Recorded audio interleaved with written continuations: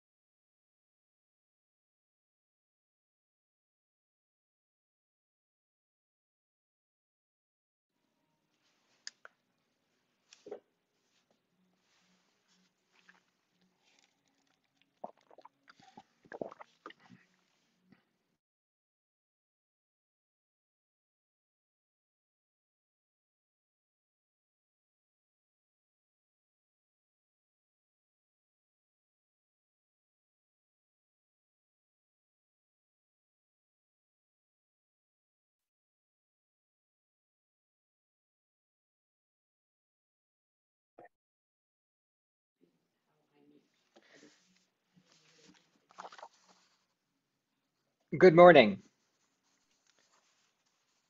I am Rabbi David Rosenberg, Orthodox Community Liaison at JCFS Chicago and co-chair of the Orthodox Network. On behalf of the Orthodox Network and our planning team, I would like to welcome you to the 17th Orthodox Jewish Communities Training for communal professionals and leaders. The Orthodox Network is a collaboration of social service providers and Jewish agencies who work in partnership to improve services to the Orthodox community in metropolitan Chicago. We acknowledge the sponsoring agencies for this training, partnering with the Jewish United Fund in serving our community.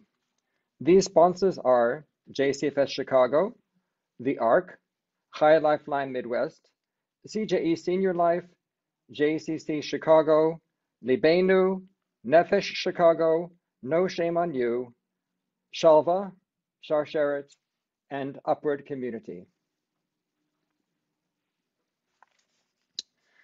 The members of the planning team for the training are Sarah Cohen, CJE Senior Life, Nikki Druckman, JCFS, Esther Yona Friedman, Shalva, Eve Kleinerman, Sharsheret, Eddie Lowe, JCFS, Marilyn Siegel, formerly of JCFS and formerly co-chair of the Orthodox Network, Samantha Spolter, the ARC, and myself.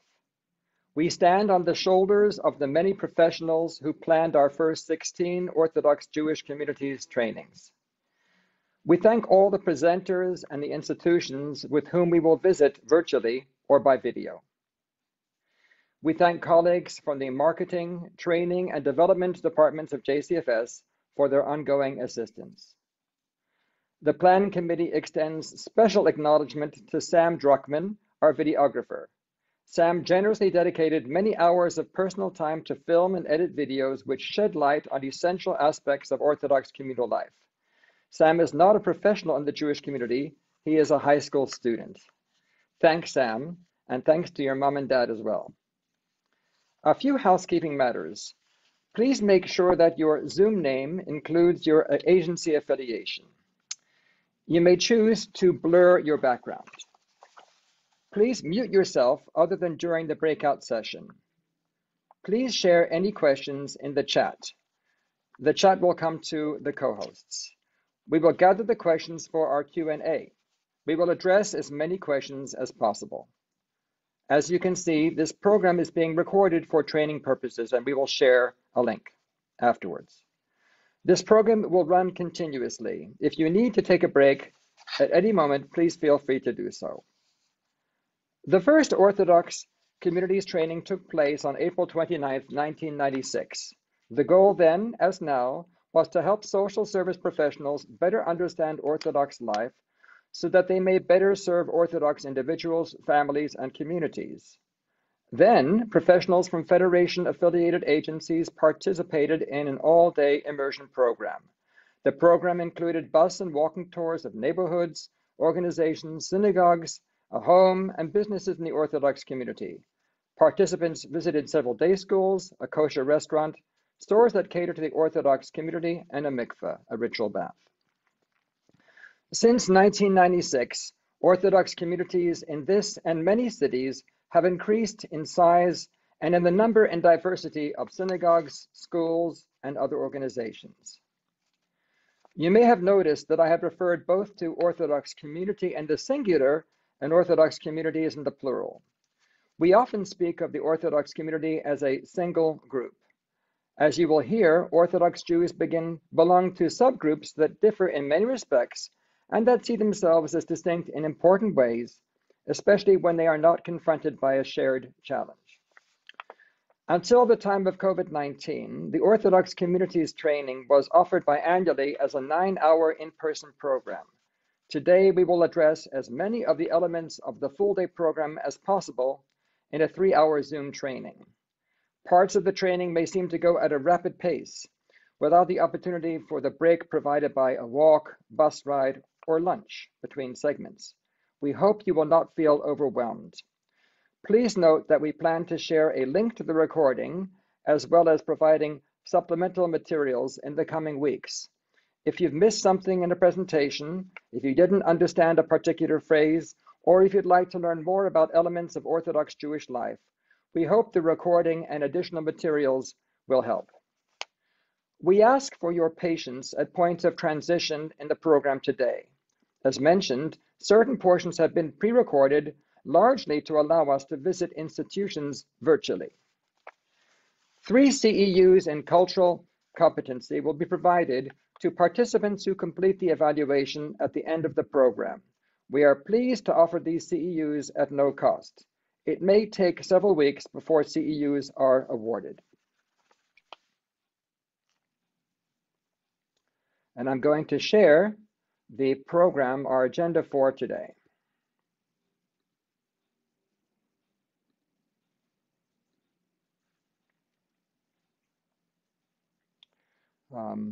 What are you seeing now? The program agenda. Okay, very good. Here is our agenda. Following this introduction, we will have a presentation from Rabbi Dr. Joseph Ozarowski, Rabbinic Counselor and Chaplain, JCFS Chicago, and a conversation with Tzippy Cohen, MS, LCPC, NCC, private practice, with Esther Yona Friedman of Chovevei. At approximately 9:40 Central, 10:40 Eastern, we will have a virtual tour in 3 parts. Part 1, Torah, Avodah, Chesed, Education, Worship, and Charity, will take us to 4 institutions. Arie Hebrew Day School with Rabbi Elie Samber, head of school. Elie Jewish Academy with Rabbi Leonard Matanky, dean. Kehilat Chovevei Tzion with Rabbi Shaanan Gelman, rabbi. And Chicago Chesed Fund with Rabbi Nachman Bogan, administrative director. Part 2 will take us on a visit to the Beth, the rabbinical court of the Chicago Rabbinical Council with Rabbi Yona Reiss of Beth, or Chief Justice. Part 3 will be places, which will take us on a visit to Sarah's Tent Kosher Market with Eve Kleinerman of Sharsheret, and Tui Avenue Mikveh with Tammy Dropkin, Chicago Mikveh Association.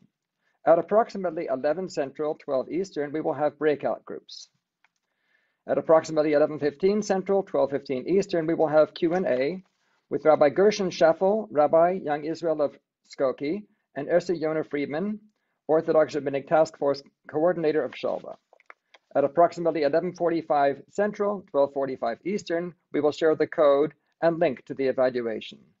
The program will close by 12 Central, 1 Eastern. We are pleased to have registrants from several cities in addition to Chicago. While the speakers and institutions we will learn from and about are based in the Chicago area, the themes, concerns, and experiences they describe are certainly relevant for professionals working with Orthodox individuals, families, and communities throughout the US and Canada.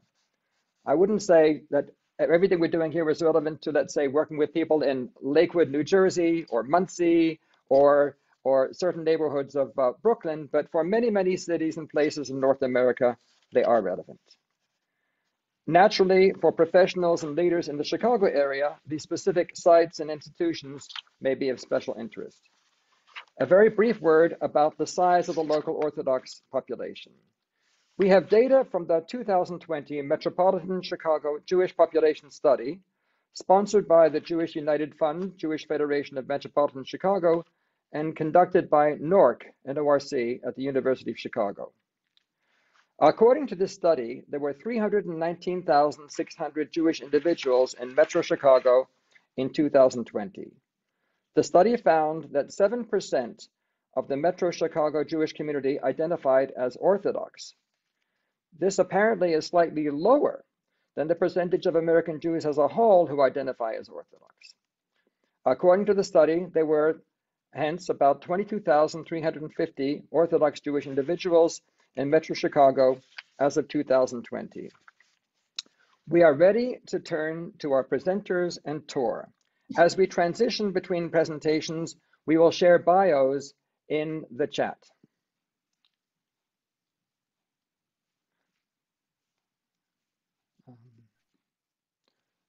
Okay. Our first speaker is Rabbi Dr. Joseph Ozarowski, Rabbinic Counselor and Chaplain for JCFS Chicago. Rabbi Ozarowski is also president of Neshama, the organization of Jewish chaplains. Rabbi Joe will share a brief review of the theology and demographics of the diverse Orthodox Jewish communities in Chicagoland. Rabbi Ozarowski. Thank you very much, Rabbi Rosenberg. Good morning, everybody. It's a pleasure to be with you again. This is not the first time I've been the leadoff hitter for this training, but it's a joy and an honor to be invited back. Those of you who have lived in New York know that there are two news stations in New York. One of them is WINS, or as they call it, 1010 Wins. And they had a great slogan, which I believe they're still using today. Give us 22 minutes and we'll give you the world. They're still using that. My slogan for today is give me about 15 minutes at the most, and I'll give you about 4,000 years of history, tradition, law, culture, and a lot of other things. That's my job, is to try to give you the introduction to everything else you're going to be doing today. As a result, I'm going to be oversimplifying a number of things simply because I don't have the chance or the time to explicate more of it. But you'll be hearing more about these things as the day goes on. I'm going to cover a couple of specific approaches to Orthodoxy in general, the Orthodox community, and the Orthodox community in Chicago, dealing with beliefs, practices, and also the topography of the Orthodox community. So I'm going to start with something that I put together yesterday. I hope you can see it all. It's in the screen right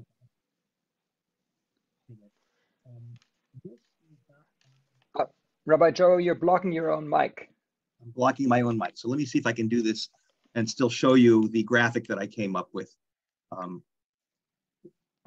Okay, I'm going to describe it to you. It's a graphic that I didn't invent, actually. This is based on the book To Be a Jew by Chaim Donin, which is probably the best one-volume introduction to Orthodox Judaism. It's not the most interesting read, but it's an easy read. And if you want to learn more, that's where I would suggest you start.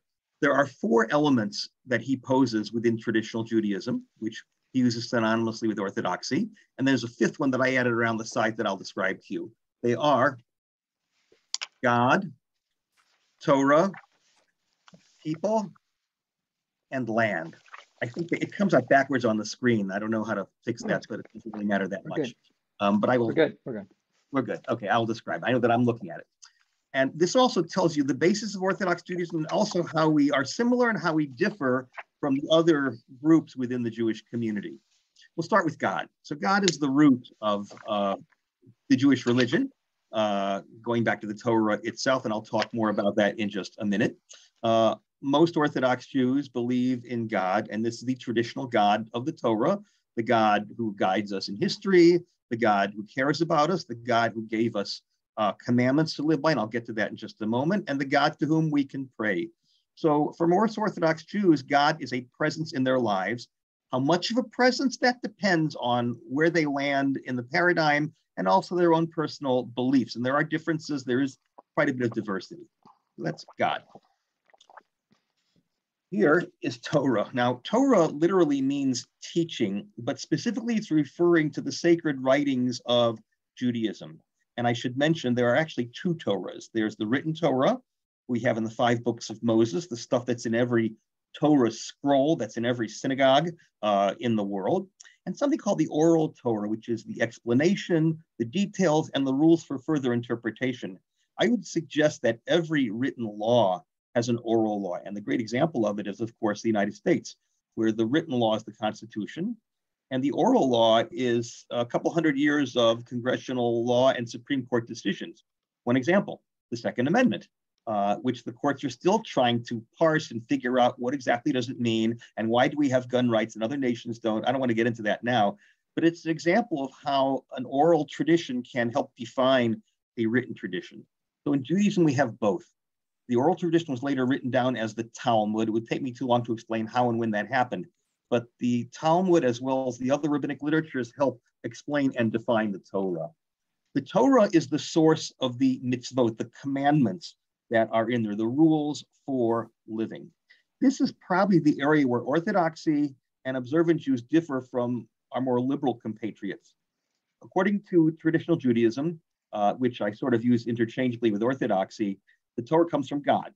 Whether that means God wrote every word of the Torah, or whether God gave it to Moses and Moses wrote it down, or God just gave the guidelines, we're not going to get into that right now. That's an interesting question that within Orthodox circles is sometimes debated. But the mitzvot, the commandments, come from God. What this means is a major difference as to whether the commandments, the mitzvot, that's what it means, are binding or not. So if you believe they come from God, then the commandments and their various legal details and applications are binding, something we're supposed to do. If you believe they were written by human beings, then they may not be so binding. And this is one of the key differences between Orthodoxy and its more liberal compatriots. Orthodox Judaism, the Jewish tradition, as it understands itself in Orthodoxy, believes that they came from God. And so we feel bound by the commandments and their legal applications in the various codes of Jewish law. This plays a role in practice that we'll get to in just a moment.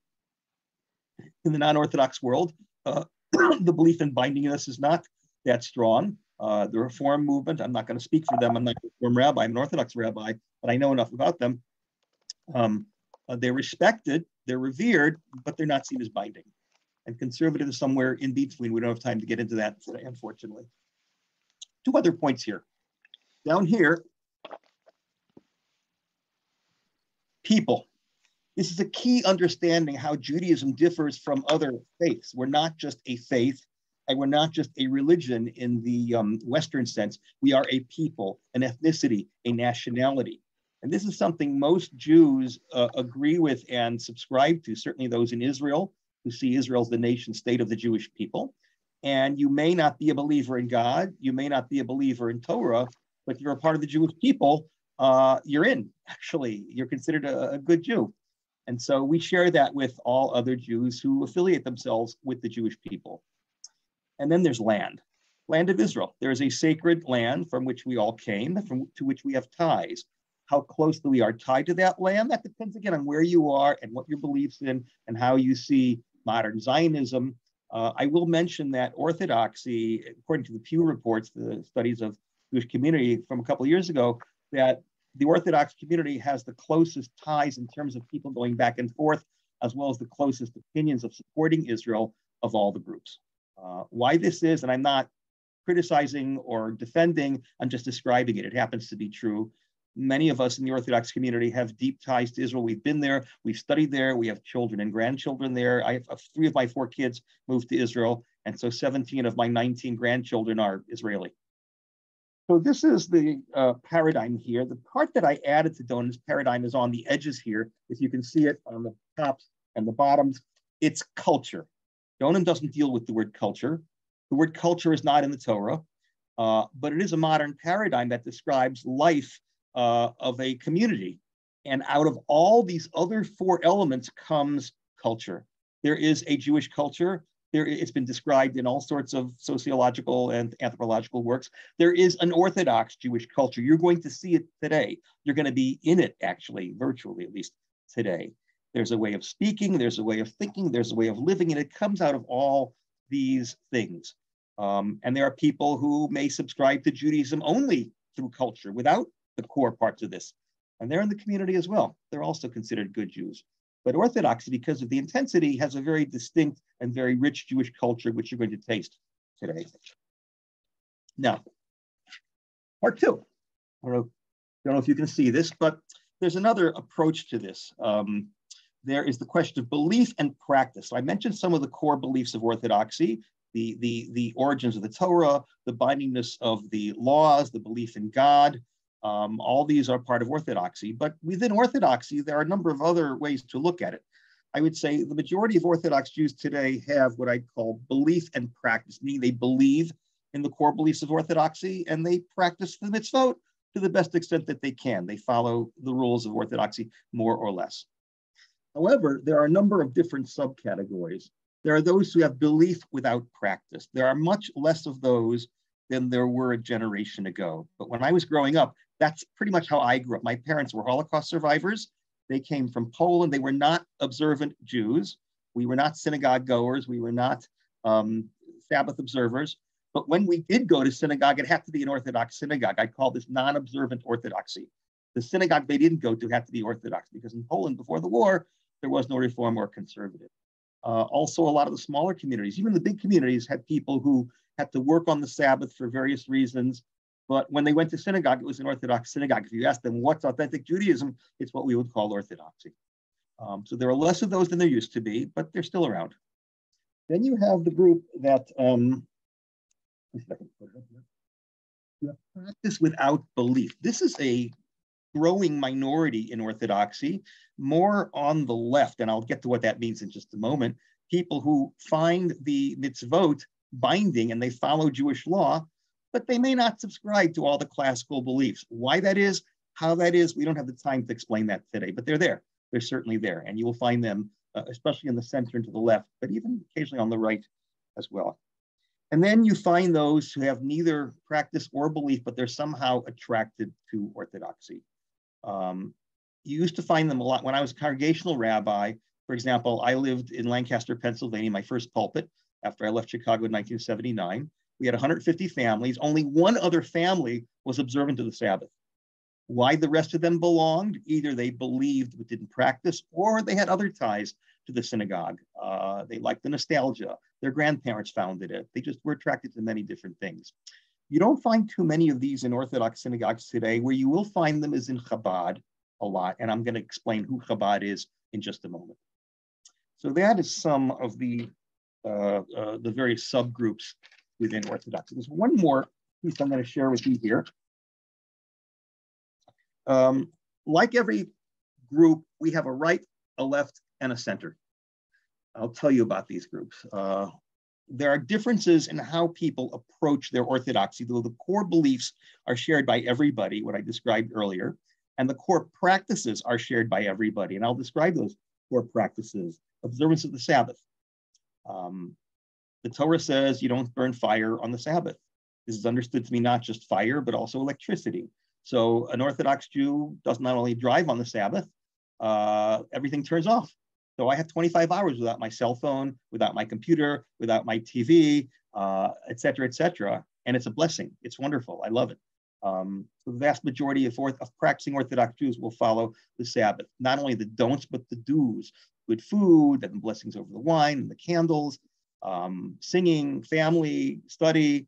Many non-Orthodox Jews do those things as well, but they're, I'd say, more intense within the Orthodox community. Kosher food, we're restricted in what we can eat. It would take me too long to give you the roots of all that. I'll just leave it as it is, which means not only the meat, but the processing and the sellers have to have kosher food. Jewish family laws, there are restrictions on sexual activity for parts of the month for married couples. You're going to learn more about that later today.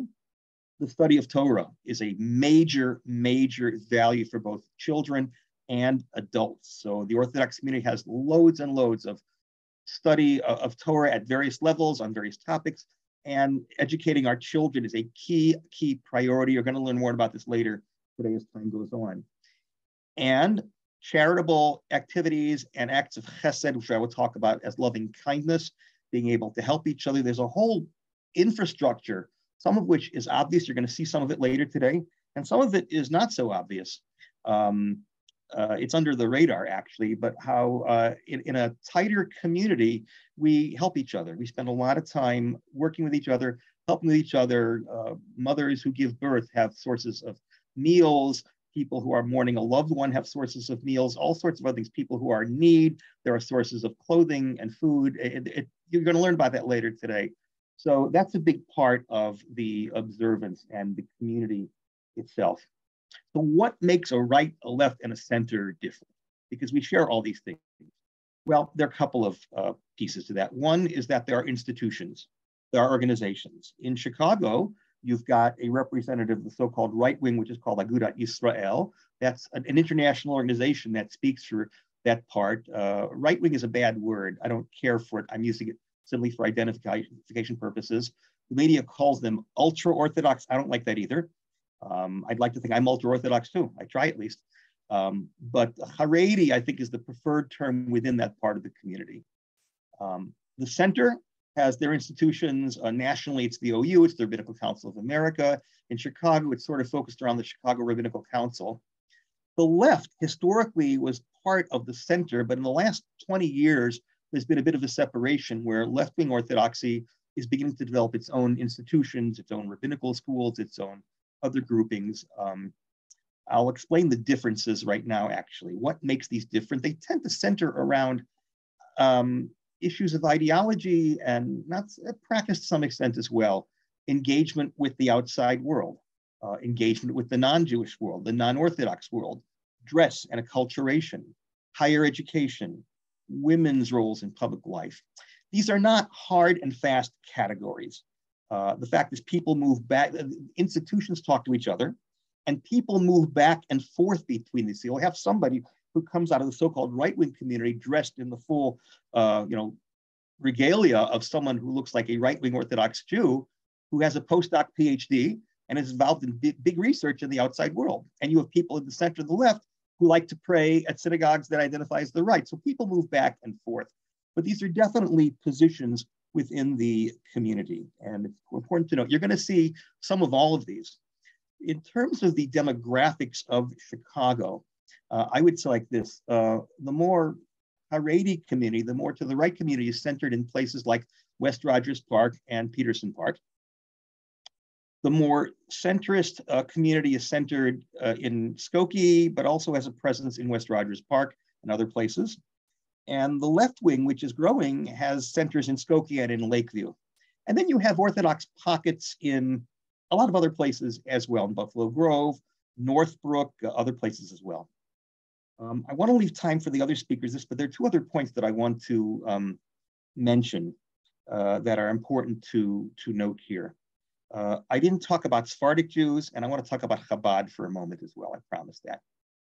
So most of what I've spoken about, it describes Ashkenazi Orthodox Judaism. Ashkenazim are Jews whose ancestors came from Europe, mostly northern, northeast, and northwestern Europe. Places like Poland and Russia and Germany and Hungary. My ancestors came from Poland. That's where my parents were born. And that's how I described it. Sephardic Jews come from the Mediterranean countries, starting in Spain, going around North Africa, the Middle East, Iraq, the Muslim and Arabic-speaking countries. There are 4 Sephardic synagogues in the Chicago area. It's a growing community here. They don't follow much of the paradigm that I just mentioned. It's rare, if at all, to find a Reform Sephardic congregation.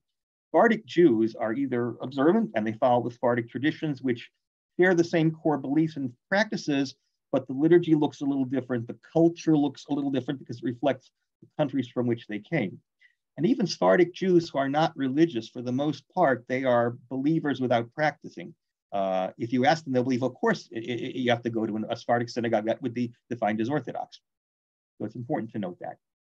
I want to spend a word about Chabad before I stop. Chabad needs a little introduction here, and there are people who are representing Chabad who are on this Zoom meeting who can talk about it more later, but I'm going to give a short introduction. Chabad are from the Hasidic part of the Orthodox community. It would take me a long time to explain. Hasidism started in the 18th century. It tends to emphasize joy. and approaching God on a one-on-one, but they follow a particular sociological and cultural approach around a Rebbe who came from a certain community in Europe. Chabad, there are many Hasidic communities in Chicago. There are at least a half a dozen Hasidic synagogues. Chabad is a little bit different. First of all, Chabad, they're into outreach. And based on the descriptions of the last Rebbe, the last leader of Chabad of blessed memory, they go everywhere. So they're out of the community. There are Chabad synagogues in Skokie and Rogers Park, which have people that are identifiably Chabad, but mostly you'll find Chabad in places like Gurnee and Naperville and the North Loop and the South Loop and the West, et cetera, et cetera. We don't use the term evangelical. We don't proselytize. But Chabad is out there trying to help Jews be better Jews. And so they'll go where no one else is going. They don't easily fit into the paradigms that I described. Their practitioners may dress like they're from the right wing. Their institutional associations tend to be more centrist. In Chicago, Chabad rabbis join the Chicago Rabbinical Council, not the Aguda. And a lot of Jews who don't find a home anywhere else will go to Chabad. Jews who don't practice or believe will go to Chabad. I was in Mesa, Arizona several times to visit my late uncle when he was living out there near his daughter, my cousin. And there are no synagogues in Mesa, Arizona. There are Jews there. There's Chabad. We stayed with them. They were very nice to us. Saturday morning, they had a service. There were about 35, 40 people there. It was an Orthodox service. Other than us and the Chabad family who lived there and run it, they all drove. They were not practicing Jews, but they liked Chabad. They come to Chabad. So that's Chabad. Chabad, according to the Pew study, at least a quarter of American Jews have had some connection with Chabad. That doesn't mean they identify with Chabad, but Chabad is very good at marketing and very good at using technology. And so they're out there. They're very much a presence in the community. On that note, I think I'm going to stop. We have at least one other speaker as part of this session. I want to leave time for her. That's Tzippy Cohen. And I want to thank you for listening. Thank you very much, Rabbi Ozarowski. We are going to go on now to a special video presentation prepared by our colleague and planning committee member, Esther Yona Friedman, and Tzippy Cohen. I am going to share my screen to show you their bios, and then we're going to go into a video presentation. Thank you.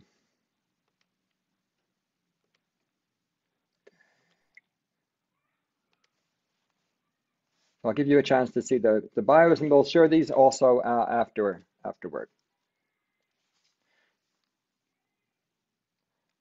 Okay. I know you don't have time to read it all, but we're very pleased to have Tzippy Cohen and Esther Yona with us. And now I'm going to share their video presentation.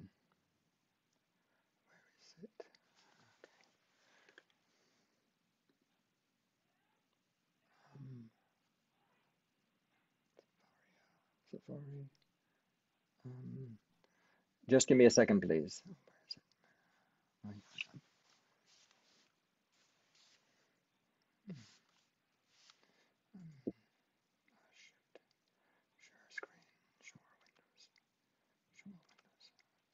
I had it up here. My board. Okay.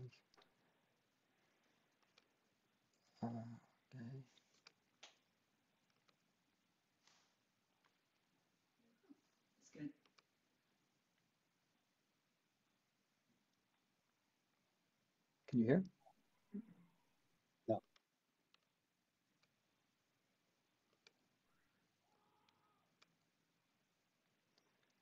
Oh. I apologize for that. I'm just going to have to, just give me a second, please.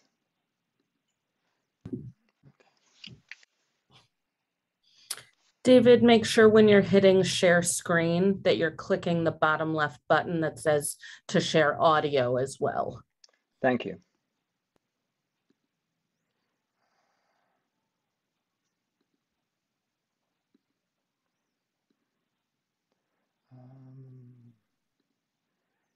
And let's try this one more time.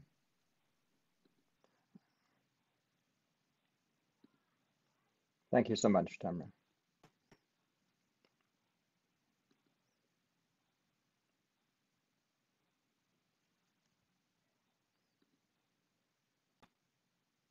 Are you getting the sound? It's not playing yet.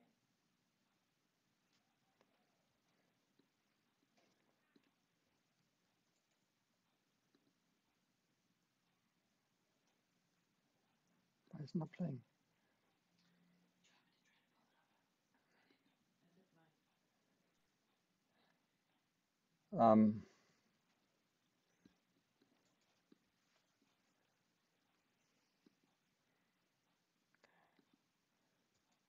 Why does it not play? Folks, we're having a little technical difficulty here. So what I'm going to do is stop the share, and we're very pleased to have Rabbi Samber, the head of school of Arie Crown, and we'll hear from him now, and then we will go on to our presentation shortly.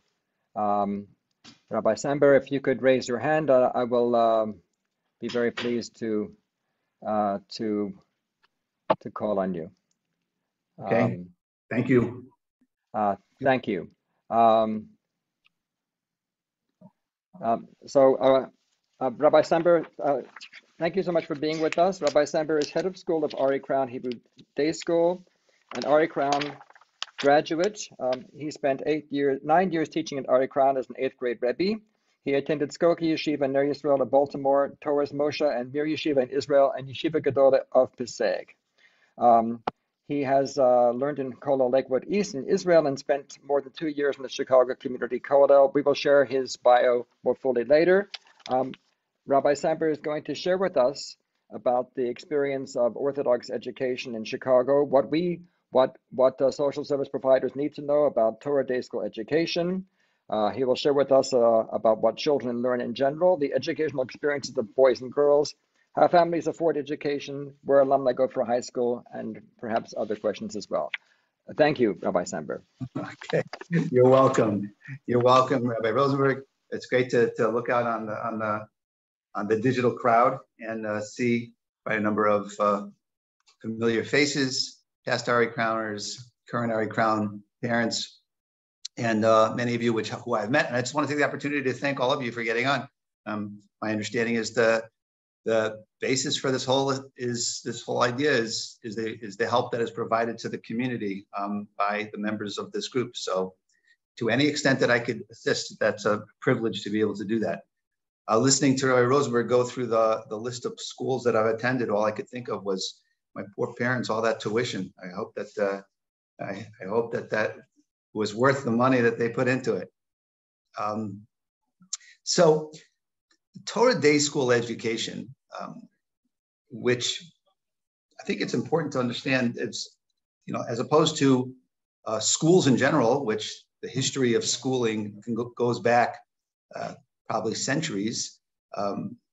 Torah Day School education in the form that we find it today probably goes back about 80 years, maybe 85 years, maybe. Rabbi Ozarowski would probably know better than I as to the history of it, but it has evolved over decades, not centuries, and mostly coming about and picking up steam and really gaining traction after World War II, when in general there was a sentiment across the United States of those that had either survived the ravages of war in Europe or survived the early 20th century of what the state of Judaism was in the United States of America, but the sentiment of really the melting pot, which was the United States for peoples from all over the world, including the Jewish community, including the Orthodox Torah Jewish community. And while that provided an amazing blessing for us, the freedom and the safety of these shores, it also raised grave concerns that melting pot would truly melt away the Torah aspect of the education for the children. And while the public school system was providing excellence in secular education, there certainly was a concern for where that or the Torah education would come from. And from that was born the day school system. The Torah day school system Arie Crown is part of the Orthodox Torah day school system, which has its nuances within the community as well. There are nuances within it, but the general idea of a Torah day school was to provide excellence in both realms of education, in the realm of the Judaic education and in the realm of the secular education. There was really a desire to satisfy, to not settle in either of those categories, which presents a challenge on a number of fronts. Things such as trying to be able to quote unquote cram a curriculum, a dual curriculum into one day is not always, it results in a longer day for our children, which is something important to note. The average school day can start as early as 7:30 in the morning and go till 5, 6 o'clock in the evening at times as the children get older. And then there's homework and they're studying for tests. And so there's a longer day. There is a dual curriculum. So the learning curve is there for on both fronts. You know, you've got learning how to read Hebrew at the same time as you're learning how to read English. And the other aspect of it, which is very important to note, and certainly not a monopoly to the Jewish community and not a monopoly to the Orthodox Jewish community, but certainly present, is a real association between academia, learning, studying, and their religious life. There's a real overlay of those two things. So it isn't simply learn your Bible or learn your math or learn whatever it may be so that you can get a good job one day, that you could support your family, that you could, and yes, this is elementary school, so we're not talking about Ivy League prep over here, but it already comes down culturally, even to the youngest of ages, that the desire is that we want to see our children be passionate about their studies, regardless of the career that they end up one day, whether they are doctors or lawyers, or whether they are heads of deans of high-level learning yeshivos, or whatever it may be. The passion and the love of learning becomes a real emphasis. And so for a school like Arie Crown, it is always a balancing act of wanting to make sure that skills-wise the children are prepared, and thank God we are able to prepare them, but also to not tip over the balance of the ingredient of making sure that it's done with a tremendous amount of joy, and that there's a feeling of real joy, because the joy is the necessary ingredient for them to become passionate about what it is that they are learning about. So to simply, as they say in the jargon of the world, to study, to study, to learn, or to teach for the test, so that that they do well and get into a higher level of a higher school, or get into the high school that they want to go to, and or ultimately the college that they want to go to, and the overwhelming majority of Arie Crowners, that is their trajectory. They're headed towards high school, and then post high school, typically for a year or two in Israel, study in Israel or some form of that, and then college and a career.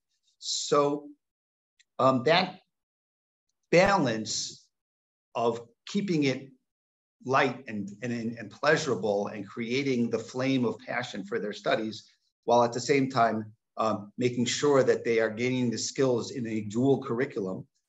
So that's something that a school is always looking out for, to make sure that they're not tipping one way or another too much.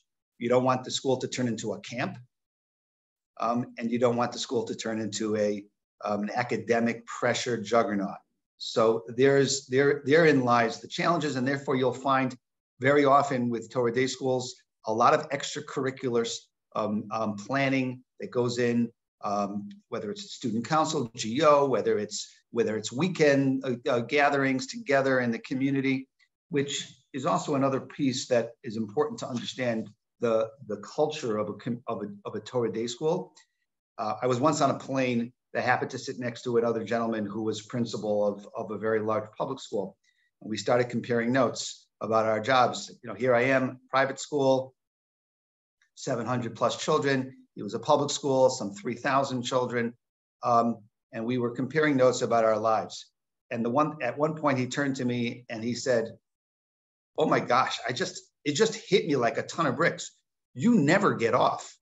You go from your work into your community, and from your community into your work, and it's the same people." He goes, when I have a stressful meeting with parents in my office, I'm not going to be praying in synagogue next to them 5 minutes later. And while we could certainly focus your attention on me and my psychological needs, but it has its impact on the children as well, and mostly positive. And that is that it is not unusual for a child, for the teachers that they are receiving this education from, who are at the same time, members of their community, family, friends, people that their parents are sometimes even have close relationships with.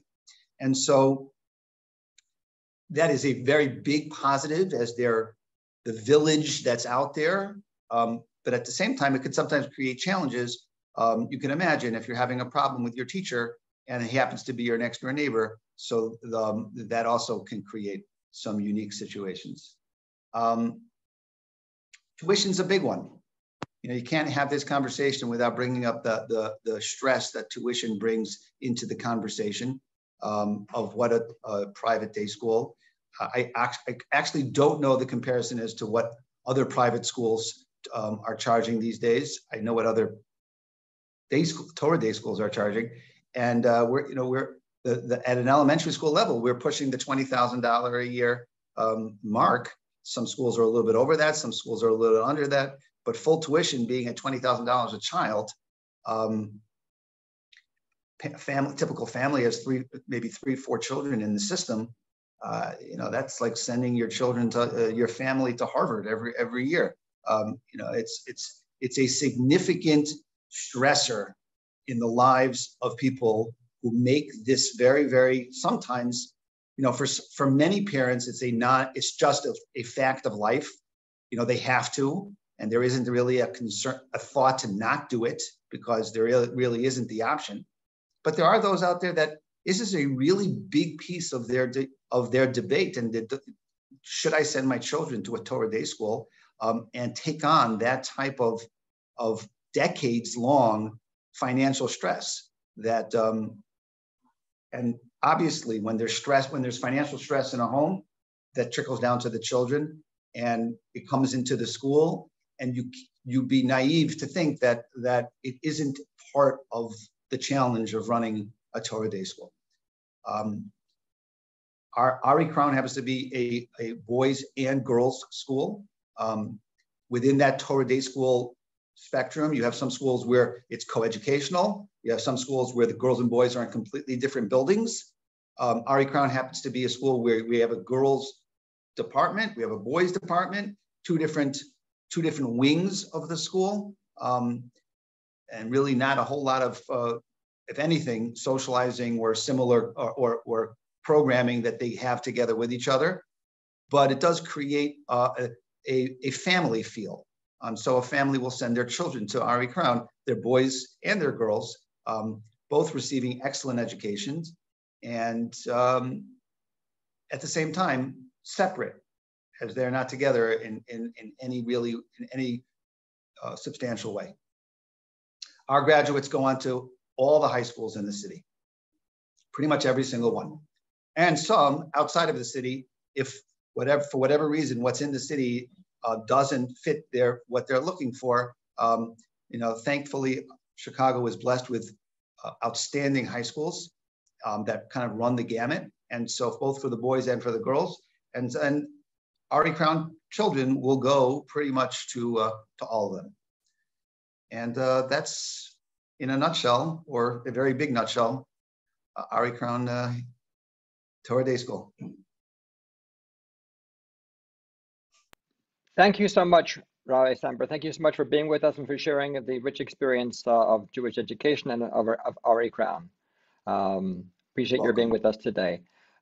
We are going to hear next from Rabbi Leonard Matanky, who is Dean of Ida Crown Jewish Academy and Rabbi of Congregation KINS of West Rogers Park.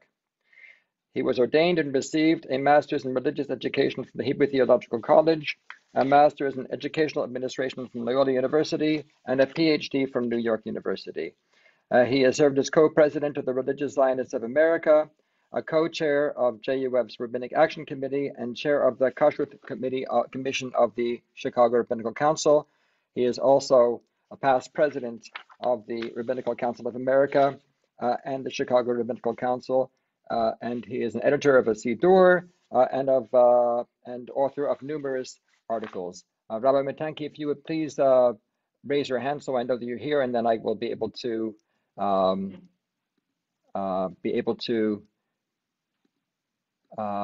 highlight you for everyone to hear from you. Did you find me yet, Rabbi? Yes, thank you so much. Okay, Rabbi Matanky, the floor is yours. Okay, thank you. I only caught the end of Rabbi Samber's presentation, but I think the best way for me to start is just say ditto. So much of what he said applies to Ida Crown Jewish Academy as well. I think there's a few differences, and some of them very obvious. One is Ida Crown Jewish Academy is a high school, and so we are also more focused on college prep than an elementary school would be. Our students also go to schools all over the country and in Israel. The second issue is our school is co-ed. There is not a separate girls department, a separate boys department. However, the Judaic studies at Ida Crown Jewish Academy, which occupy 50% of the day, is separate gender, and the general studies is co-ed. And I think the third thing, which Rabbi Samber, we would differ a bit from Arie Crown, is that we are very, very proudly identifying as a modern Orthodox institution, a religious Zionist institution. Arie Crown serves that population very proudly and very successfully, but has a wider population, I believe, within the Orthodox Jewish community. Some people who would identify also with what's known as the Haredi community, which would be a rarity within Ida Crown. And otherwise, everything he said, ditto, and I appreciate very much following him, because I could probably just open up the floor to questions. The other thing, by the way, is we do have a longer school day. We start at 8 o'clock in the morning with prayers. Our Judaic Studies department ends at 1:15. In that time, there's also lunch. And then we go from 1:15 until 5:40 with our General Studies program. And then afterwards are all the sports and the extracurricular pieces. But everything else that Rabbi Samber mentioned in terms of providing all of those different services for families and the extra things that go into beyond the pure academic are also present at Ida Crown. So Rabbi Rosenberg, I'm going to flip it on you a little bit if it's okay. And I would much prefer answering some questions, because I think so much of what I would normally say was already said. Thank you, Rabbi Matanky. I think it would be interesting to know a little bit about what do graduates of Ida Crown do after they finish their years at Ida Crown. Where do they go immediately after? What is their college experience like? And perhaps the experience over generations. Well, Ida Crown's been around for 80 years. And so where they go afterwards is the full range of where people could go. About 80 to 90% of our graduates each year spend at least 1 year in Israel studying in yeshivot, or women's programs that are analogous to yeshivot, which are called seminaries. That number has gone from 75 to 85, but we see a little bit of a rise in the number, which is counterintuitive, primarily because of the fact that the cost even of the Israel experience has risen drastically. However, as I mentioned, we are college prep. And so I'm just going to look above my desk, so you'll apologize where my eyes are focused. last year's graduating class, the universities that they're headed to, and this is just in the order that it's listed, is Arizona State, Brandeis, Indiana, Loyola, Michigan, Rutgers, Drexel, NYU, Arizona, Ohio State, Barnard, Touro, Muhlenberg, Illinois, Tulane, Maryland, Colorado, Yeshiva University, Baruch, University of Massachusetts, Syracuse, Washington, University of California, DePaul, Bar Ilan, IDC, Herzliya, Northwestern, Penn State, Brown, Hunter, Binghamton, and UIC. That's last year's class. So we have that full range. We don't say that 100% of our graduates continue in university, because we do have some exceptions. The largest exception nowadays is the kids who study in Israel. About 10% of every graduating class move to Israel after their year in Israel. We don't call it a gap year, we call it a growth year, because it's not a year off, it's actually an intense year. And then they'll continue on, and not necessarily in universities. The Israel path is a little bit different than the typical American path. They'll go into the Israeli army, and then they may go straight into high tech or something else. Thank you. We have a question. Are yeshiva schools for university, post-high school equivalents, and are they mainly for students who wish to join clergy? No, one of the big, there's a number of misnomers when you're talking to rabbis. First of all, in Judaism, clergy, it's a profession, it's a calling, and yet it's not a higher status of religiosity or of faith. Orthodox Jews are Orthodox Jews, observant Jews are observant Jews, and all of us are counted the same within a source of a minyan of 10. I can be a number 10, a number 9, or a number 11, depending how many people are at the synagogue at that time. And so people will study in yeshivot to continue their Judaic studies. And they may study many, many years in yeshivot and never be ordained as a rabbi, because the ordination of a rabbi is a specific subset of knowledge that a person achieves in specific areas of Jewish law, in a sense, almost a Jewish lawyer than anything else. Synagogues in the Orthodox world could be served by rabbis and non-rabbis. It's just currently rabbis, it's the style that rabbis are the ones who are better trained to be able to provide that kind of service, even though, speaking to mental health professionals, even the training of rabbis is shifting drastically. If you look at Yeshiva University now, all of their ordination students also have a significant series of coursework that they need to do in the mental health professions because of the element of the pastoral care, which now has become just de rigueur for our population. So that's number one. In terms of Ida Crown, our largest plurality of graduates do attend Jewish universities, Yeshiva University, and now a growing number of Touro university systems. It's a function of two factors. One is that the families have really made a commitment to be part of a Jewish world and to be part of Jewish studies, and they're able to continue their Jewish studies. But I think there's also the factor that to be an observant Jew on a college campus, to be a proud religious Zionist on a college campus in America today, is not necessarily a very pleasant experience. And so to avoid, also, there's an element to avoid the anti-Semitism, the anti-Israel, which is anti-Semitism that occurs on campuses. It's becoming a better option, and it's also a very fine academic option. Thank you. We have a question about transition for students going into public colleges. What is transition like for students going to University of Illinois or other public universities? It's complicated. We are in close contact with the Hillels that are in the secular universities or the private universities, and we try to help out a bit with that. But again, when students are graduating, they're going for their year in Israel, and then they're going on to the universities. There's already been a couple of steps in between when they graduate Ida Crown.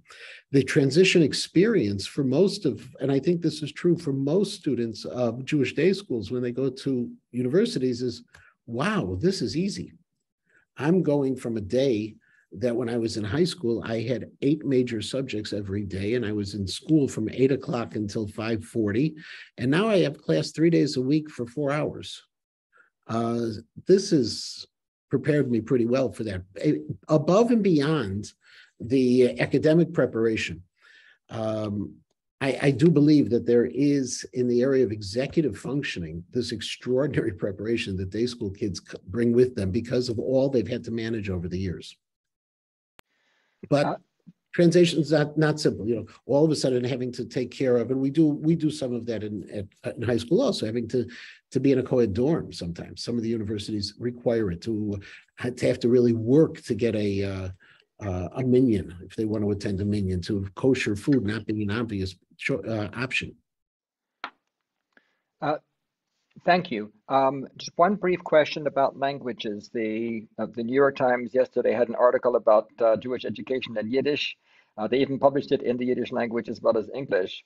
Rabbi Matanky, tell us a little bit about the language of instruction at Ida Crown, and for that matter, in other Jewish schools in Chicago area. My pleasure. Now, by the way, there have been some very interesting responses, and I would be remiss not to mention, to the New York Times article. One of the great questions that was asked by a journalist to that article is, the presumption behind that New York Times article is that good education is education that leads towards a certain goal. Well, what is the goal the New York Times wants it to lead to, and what does the Hasidic community want it to lead to? A whole different conversation for a different time. The language of instruction at most of our Jewish day schools, and this I'll talk widely, there are Jewish day schools in our community where the language of instruction in Judaic studies is in Yiddish.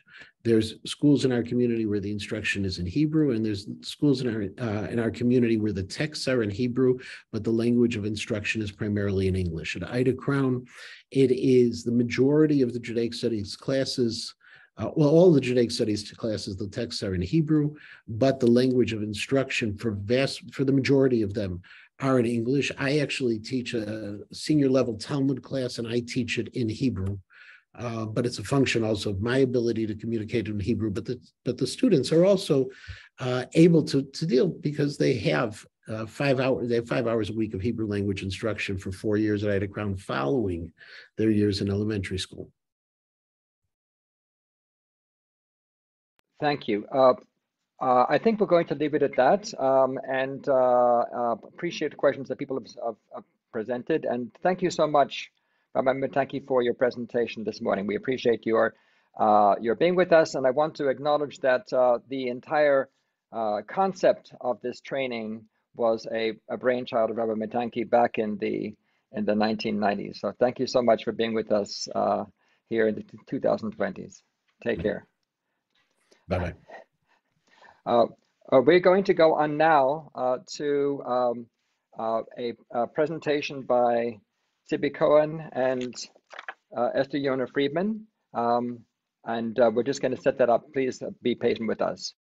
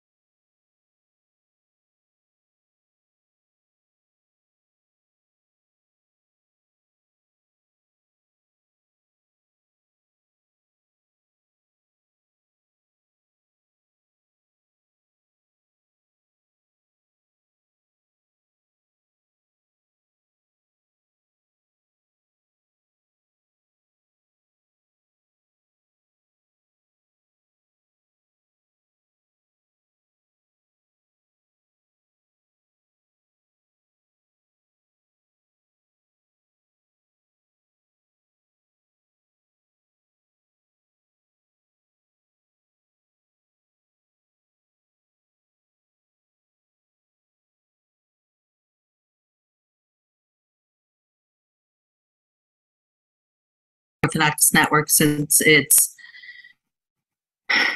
starting. And our topic today is the role of the Jewish woman in the Orthodox life. And we are so lucky to have here Mrs. Tzippy Kohen, a clinician in the community, a staunch community member, a friend, a mentor, and a guide. And I'm so lucky to have her here join us to speak about the role of the Orthodox women. Thank you for having me here. I'm really excited to be here. Love talking about Orthodox Jewish life, and I love talking about women. So this is in my wheelhouse. That's great. Tell me a little bit about yourself, if you don't mind. Sure. I am an Orthodox Jewish woman. I'm a wife. I'm a mom of 7 children. I'm a clinician with a private practice in the community. Love different community involvement projects, working with at-risk youth, Madrigos Midwest, which is now called Upwards, working in premarital counseling and preparing young women for marriage, and involved in like various different high school opportunities and young adult education, parenting groups, anything like that. Oh, that's terrific. We appreciate it. Can you tell me a little bit and speak to me a little bit about how do you juggle all of that? What's it like? What are the age ranges of your children? How you navigate and manage all that? Sure.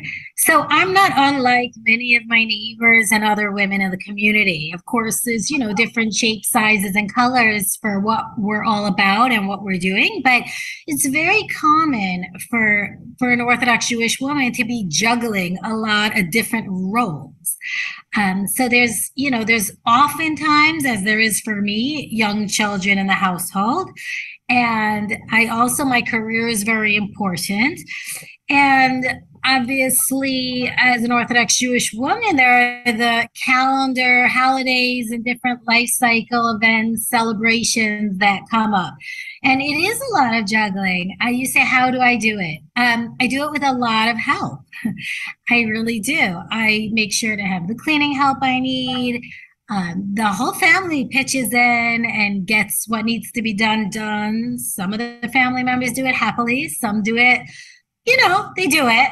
And it's a project that we all engage in together.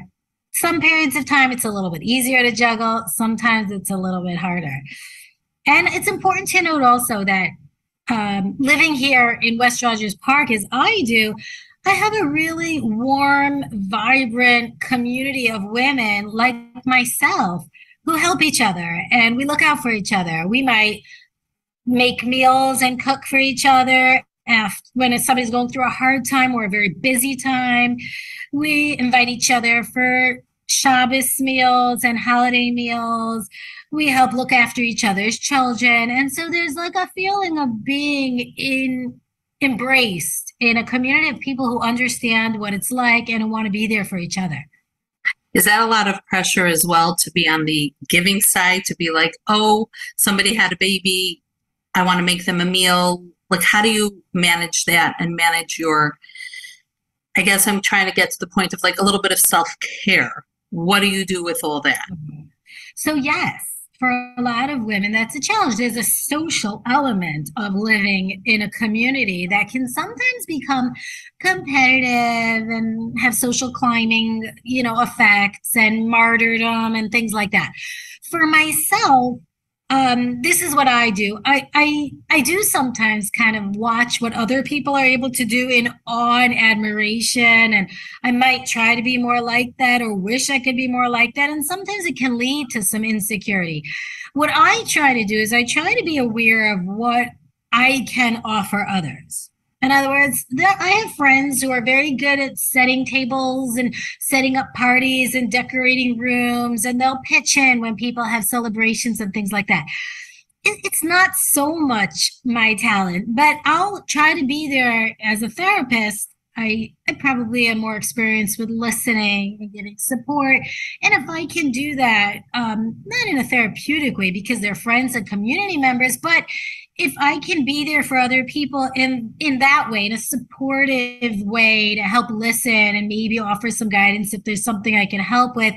And sometimes I can make good referrals for people and offer some guidance or assistance in that way, let them know about resources they may not be aware of. I try to remember that that's what I can do. And if we each appreciate each other for what we can do, it works. Makes a lot of sense, and I could totally relate to that. I'm good at carpooling, so I'll drive people places. I am not that's a my carpool woman. Right. So I'm looking at the calendar and I'm thinking, Rosh Hashanah is coming up and the holidays are coming up, and Shabbos is in between all of the holidays. That's the Sabbath. Can you speak a little bit to how do you manage your work, your life? I know you mentioned help, but what other things can you share about what's coming up? For sure. So it's so important for us to remember, us Orthodox Jewish women, to remember that it's an overwhelming time of year. It's very transitional. So as mothers of large families, we often are kind of experiencing a transition to a new school year, a new grade, new teachers. And that's fraught with its own tension, excitement, hopefully, but also there's some stress involved. And as mothers who are very devoted to our children, we feel very acutely each child's experience. There's also this big holiday season looming, and that involves kind of two aspects for women. I'll be speaking next week to ladies about how to manage the stress and tension of this time of the year. On a practical level, there's just a lot to do. There's a lot to do, whether it's keeping house while we're cooking and preparing for meals that are coming up. There's often travel arrangements, perhaps for children who either are going to school out of the city, and there might be also parents or in-laws coming to stay with us and taking care of their needs. Along with all that, we have to keep up with the daily tasks. We can't put laundry on hold till after the holidays. And so it's on a practical and physical level, it's very busy. There's also the spiritual kind of awareness of this time of renewal, cleansing.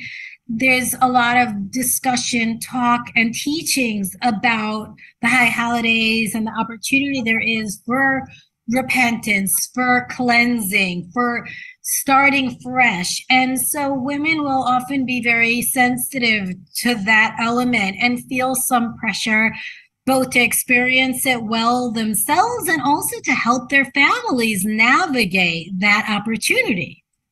That's such a good point. I remember when my kids were younger and feeling like, how do I juggle that it's a holy time of year when I'm still trying to dress and feed and clean the children?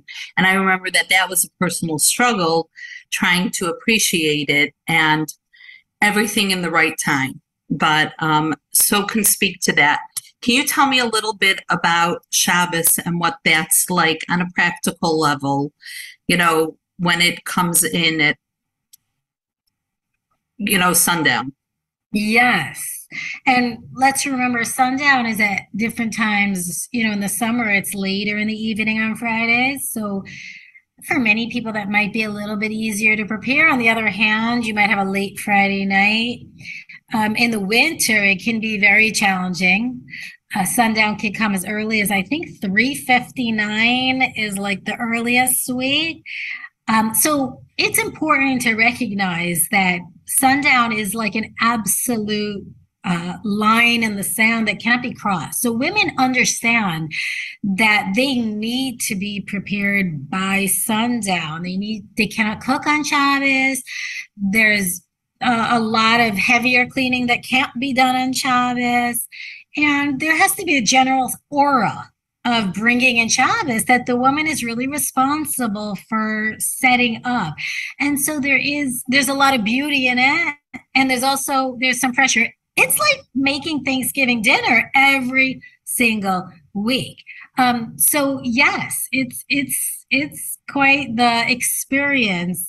I know for myself, my husband has a job that doesn't have a whole lot of flexibility. And so, you know, he's real. I can't count on him at all on Fridays. He, you know, lucky if he gets there into the house, like say 45 minutes before candle lighting, which is enough time for him to get himself ready. So I know that it's up to me to do it has to be done in the home. And you mentioned something before about self-care. So, you know, there's two things. For me, there's just making it manageable, and then there's self-care. So I know that I need housekeeping help in my house. And so I do have a housekeeper who comes a couple times a week, and Fridays is an absolute time for me. I've on rare occasions had her cancel on me. Let's just say that was a lot harder. Her coming helps a great deal. And there's a certain expectation of the kids to pitch in. We try to make it fun. And we try to, you know, give responsibilities to them that they enjoy doing. You know, sometimes girls like hanging out in the kitchen and helping with food preparation. Some of the younger kids can take a lot of pride in making the table look nice. Some of the, in my house, we have like, it's called candle lighting treats. And we've been doing that for the last 20 years. And anytime there's like candle lighting, there's a candle lighting treat, but they know that they have to help bring the household toward candle lighting to get the candle lighting treat. So they'll even scurry right before and say like, what should I do? What should I do? I want to struggle is about. Does that make sense? Very much so. Such helpful information. Okay. And thank you. There's just making it manageable. And then there's self-care. So I know that I need housekeeping help in my house. And so I do have a housekeeper who comes a couple times a week to help bring the household toward candle lighting to get the candle lighting treat. So they'll even scurry right before and say like, what should I do? What should I do? I want to do something. And it's fun. So I'll have to try that in my house. But I think your point of outside help, cleaning help in the home, I would say for many people is a normal expectation. Maybe normal is not the right word, but a given expectation that we do have cleaning help because there is so much to juggle. And for families who don't, that must be additionally stressful. I think that sometimes people could prepare in advance and try to pull things out of the freezer. Yeah. Do you have some other like ideas and things that you know are helpful? Sure. So I have 2 extra freezers, one in my basement, one in my garage, and I have to do things in advance, both to be prepared and to feel calm. But it's important to note that a Jewish woman will have an easier time if she has good innate executive functioning and organizational skills. She'll also have an easier time if she isn't, you know, kind of that martyr, super competitive perfectionist type. But when women struggle with perfectionism, or they struggle with executive, or for women whose plate is already so full, and maybe they're just doing all they can to cope through regular times, Shabbos and holidays can put them over the edge, and it's difficult. It's really difficult. That they'll need help to do both, to either like build up more reserves and skills to be able to manage and to take down some of the pressure. So when we're talking about finding time for self-care, I think it's the third time I'm mentioning it, right? Yeah. So is it reasonable to think that self-care may look different for an Orthodox woman than, not necessarily even an Orthodox woman, but a woman who's struggling so much? It might. You know, it's interesting. I'm excited that in like recent times, in recent years, self-care has become a much more popular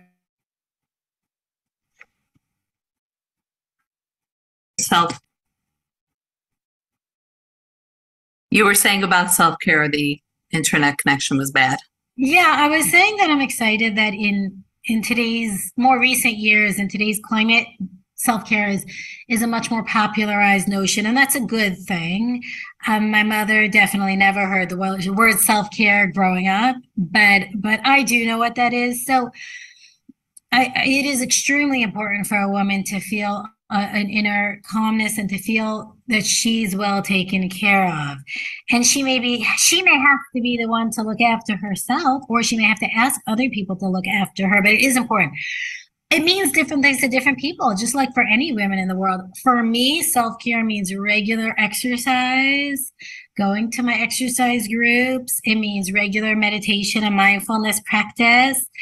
It means reading. Before Shabbos or before holidays, I make sure I have some good books lined up so that I can sit and read. That for me is a tremendous pleasure experience. It also means having foods that I like and taking the time and energy to have those prepared so that I have the things I like. And for myself and a lot of others, it's socialization. Getting out there, hanging out. Maybe we do some art together. Maybe we do exercise together. Maybe we play a game and play Scrabble together. But just hanging out and having fun, that's not about responsibility. It fills us up and energizes us. That's great. And if we're too overwhelmed, if we find ourselves overwhelmed and find ourselves not managing, and we want to get some support and help, generally a lot of women will turn to a rabbi or speak to their local Orthodox rabbi. Can you speak to the role of the rabbi and that importance in not just an Orthodox woman's life, but just in general as it relates to the family? For sure. For sure. So the rabbi is the one who's there to mentor and guide us regarding how to implement Torah, laws, customs, and parameters in our lives on a day-to-day basis. So the rabbi is the lens, really, through which we can go ahead and get perspective. It's important for a family to have a relationship with a rabbi, because the better the rabbi knows you and your family, your needs, your struggles, your limitations, your resources, the more helpful he can be in your life. It's important. Does everybody have that kind of relationship? Probably not, but we want everyone to have that kind of relationship with a rabbi. And not just the family, but for the woman herself to be able to call and speak to the rabbi herself? Absolutely. Some women have a natural shyness. I know for me, it was in the beginning uncomfortable for me to talk about very personal details of my life to a rabbi, and to ask for help is always something that's vulnerable and uncomfortable. So it took a little bit of stretching, but once I did,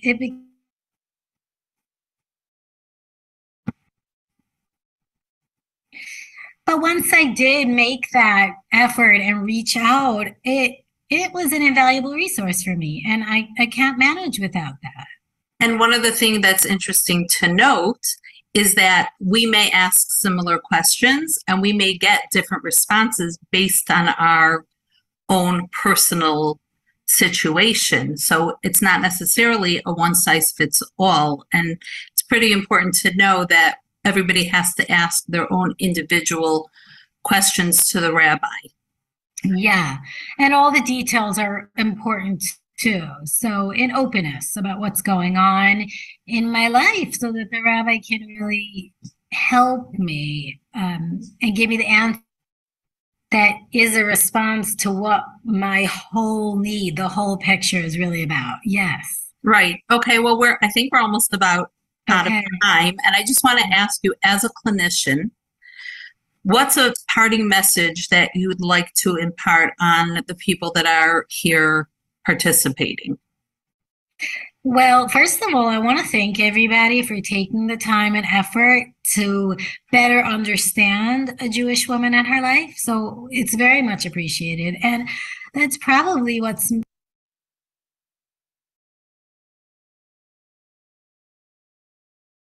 my message to you is that the more a helping professional or a helper understands the context, value system, cultural norms of the woman, the more their help will be effective. If the woman feels understood, she's open and to She's open to, sorry. She's open to accepting and listening and following when she feels understood. So taking the time to get to know the Orthodox Jewish woman, and specifically the Orthodox Jewish woman that's being helped, makes a big difference. So for example, if, an Orthodox Jewish woman is feeling a lot of stress because perhaps the Passover season is approaching, or maybe because she's struggling financially to meet the needs of her tuition requirements. And a clinician or a helper says, well, why don't you skip Passover this year? Or how about if the younger two children don't go to private school? You'll save a lot of money. It's like the relationship is not going to be helpful because the woman recognizes that she can't be she recognizes that she's not understood, and she'll probably not be receptive to the help that she's getting.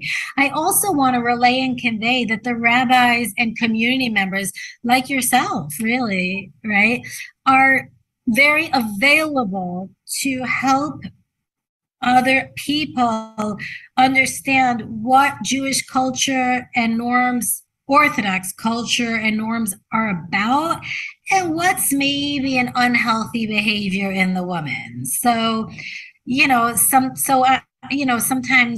I'll have professionals say, the woman told me she needs 2 different kitchens, one for milk and one for meat. And so I'll help clarify that she doesn't need 2 different kitchens. She doesn't even need 2 different ovens. Many women will have different ovens. She doesn't need it. There are ways to work with just one oven and keep the milk and meat separately. So a Compass healthcare system, Rogers healthcare system, they've all been in touch with myself and rabbis of the community in order to get the clarity they need to find that line that with, understanding the context of what the woman is coping with and understanding what this woman's emotional struggle is about. Does that make sense? Very much so. Such helpful information. Okay. And thank you again for joining us today and for presenting. It was very informative and insightful. Thank you. All right. My pleasure.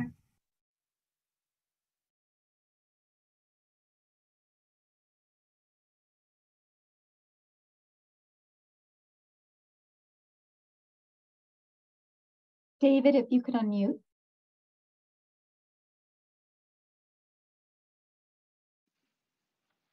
We're honored to have with us Rabbi Yona Reiss, the Beth Din of the Chicago Rabbinical Council, who is going to present to us about the role of a Beth Din, the role of a rabbinical court, and the role of a poseg. Thank you so much to Rabbi Reiss for making himself available to us. And Rabbi Reiss, you have the floor. Okay, thank you very much, Rabbi Rosenberg. It's a tremendous privilege to be here and to be able to address you this morning.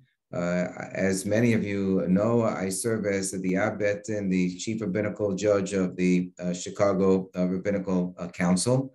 And I deal with many different types of cases and many different types of matters which involve the community, both in terms of members of the community and in terms of communal organizations as well, that turn to us for help and guidance and assistance depending upon the situation. Our work really spans what I would call 3 general spheres. One is that we're involved in dispute resolution, so that if there are cases that might normally be litigated in a secular court, if they involve members of the Jewish community, so according to Jewish law, parties are supposed to bring their disputes to a rabbinical court. So we'll hear disputes that might relate to partnership dissolutions, to landlord-tenant matters, to construction contractor disputes, to brokerage disputes, breach of contract, employment agreements, and the like that are brought to our bet-in for adjudication. Sometimes there'll be major cases between nursing home owners that have a falling out or things of that variety. And sometimes these are cases that involve millions of dollars, and sometimes these are cases that involve a dispute about someone who manufactured a sheitel for someone and it didn't turn out to be exactly right. And maybe the client wants to get their money back, and the whole dispute is over several $100s or something of that variety. We also are involved in the sphere of gittin, of adjudicating divorce cases. Whenever a Jewish couple gets divorced, in addition to the need, obviously, as a secular law matter, to obtain a judgment of a civil divorce, there's also a requirement to give a Jewish bill of a divorce document, which is called a get. That has to be given willingly by the husband and accepted willingly by the wife. And we also deal with abuse cases on some level where you might have a recalcitrant husband who, as a matter of spite, for example, withholds the get from his wife or wants to use the get as a bargaining chip or leverage to be able to extract concessions from his wife. And we do our utmost to prevent that type of bad behavior, both in terms of encouraging parties when they get married to sign a prenuptial agreement that will obligate the husband to submit to the decision of the bet-in in terms of the obligation to give a get that will be binding also as a matter of secular law, and also in terms of just applying appropriate pressure as is required in order to ensure that people act properly when they're winding down a marriage. And sometimes the emotions can be a little bit intense, as I'm sure you're well aware, for the husband to act properly, for the wife to act properly, so that there be complete cooperation with respect to the giving of the get. And of course, we preside over the get. That includes not only the supervision of the Jewish bill of divorce, the get document itself, which is necessary in order for the parties to be permitted to remarry as a matter of Jewish law, but very often we're also called upon by members of the community to perform divorce mediations where they're not interested in going to court. Really, as a matter of Jewish law, they're not supposed to litigate even divorce disputes in court. So they'll come to us either because they want to follow Jewish law or also because we are very solicitous of them. We don't charge too much or anything in a number of cases. And we're here sort of as a community service, individuals who are trained as Rabbanim. I myself am also trained as a lawyer and a divorce mediator to help the parties resolve their disputes with respect to dividing assets, with respect to child support, spousal support, parenting arrangements, the entire gamut. In that capacity, we will consult with community experts, child therapists, and social workers and the like, who will help us in terms of meeting with the parents, in terms of advising us with respect to the best possible parenting arrangements that will be in the best interest of the children. And we spend a lot of time working through those types of disputes on behalf of the community and ensuring that we prevent bad behavior from taking place within the community as well. We also are involved in the sphere of a gerus. What is gerus? That's Jewish conversion, when there are individuals who want to convert to Judaism. Sometimes, and this has become an increasingly common phenomenon, we will have entire families that will want to convert from outside of Judaism to Judaism. They fall in love with Judaism. And so we help to make sure that they have a sponsoring rabbi, somebody who can mentor and monitor them on a regular basis in their very specific community. And we provide a syllabus and a curriculum, and we test them on their knowledge and on their integration into the community. Sometimes you have situations where somebody who is Jewish is dating somebody who turns out not to be Jewish, but rather than wanting to intermarry, there's a desire on the part of the non-Jewish partner to convert to Judaism. And often this includes really what I would describe as a joint enterprise, the non-Jewish partner learning about Judaism. We're an Orthodox Jewish court, so they're learning about Orthodox Judaism, keeping kosher and keeping Shabbos and the holidays and making blessings and doing all of those things on a regular day-to-day basis. And the Jewish partner, who may not have been so perfectly observant when they developed a relationship with somebody of the non-Jewish faith, also is involved in getting more in touch with their Judaism and with their observance and learning more, and maybe becoming a Baal Tshuva, somebody who is returning to the fold of fully observant Judaism. And we work with those parties as well. So those are, I would say, three major spheres of the rabbinical court's activity. It's also important to bear in mind that since the Chicago Rabbinical Council also provides kashrus services, that we supervise kosher products, kosher restaurants, establishments throughout the community. So I'm also called upon in my capacity as Beth to articulate kosher standards for the community, to resolve different questions about kosher policy that we need to institute here at the Chicago Rabbinical Council.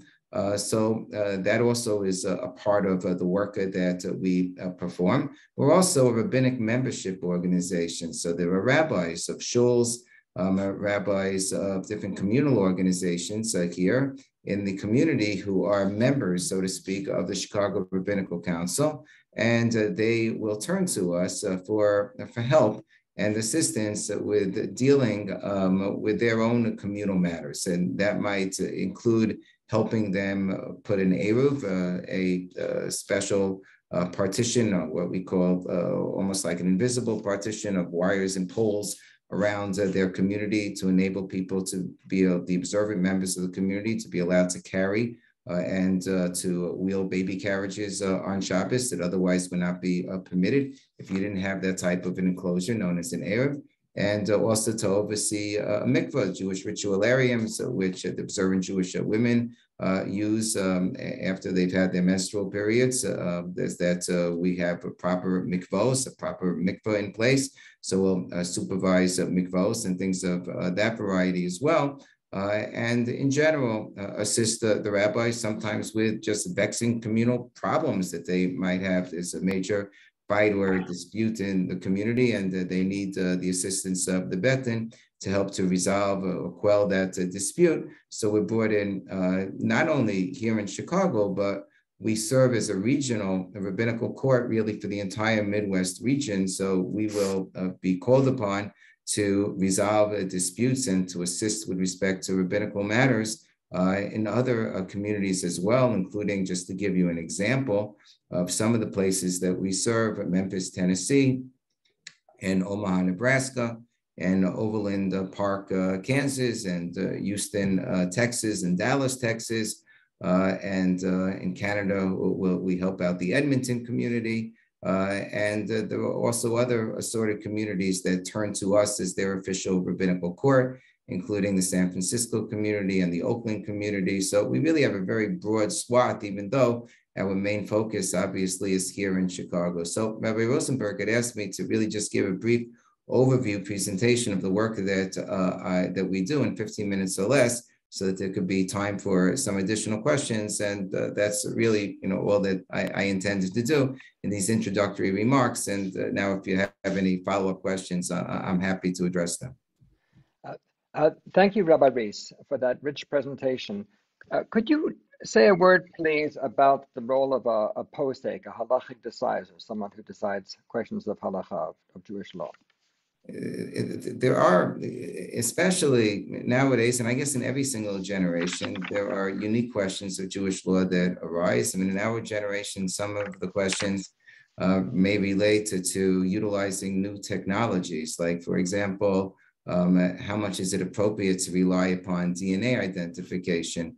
We've had cases where there were people who were presumed to be dead and were missing, but whose bodies could not be identified because they had a building collapse on them or something to that effect. And the only way that the remains could be identified was through DNA identification.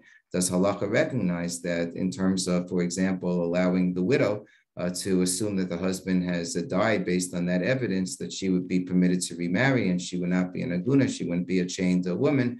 We had to deal with that. Now today is September 12th, 9/12. Yesterday was 9/11. So we had to deal with that in the aftermath of the World Trade Center tragedy, where many missing husbands were identified through DNA identification, and we had to make a decision whether that was sufficient to permit the women to remarry. So that's sort of one contemporary question that arises.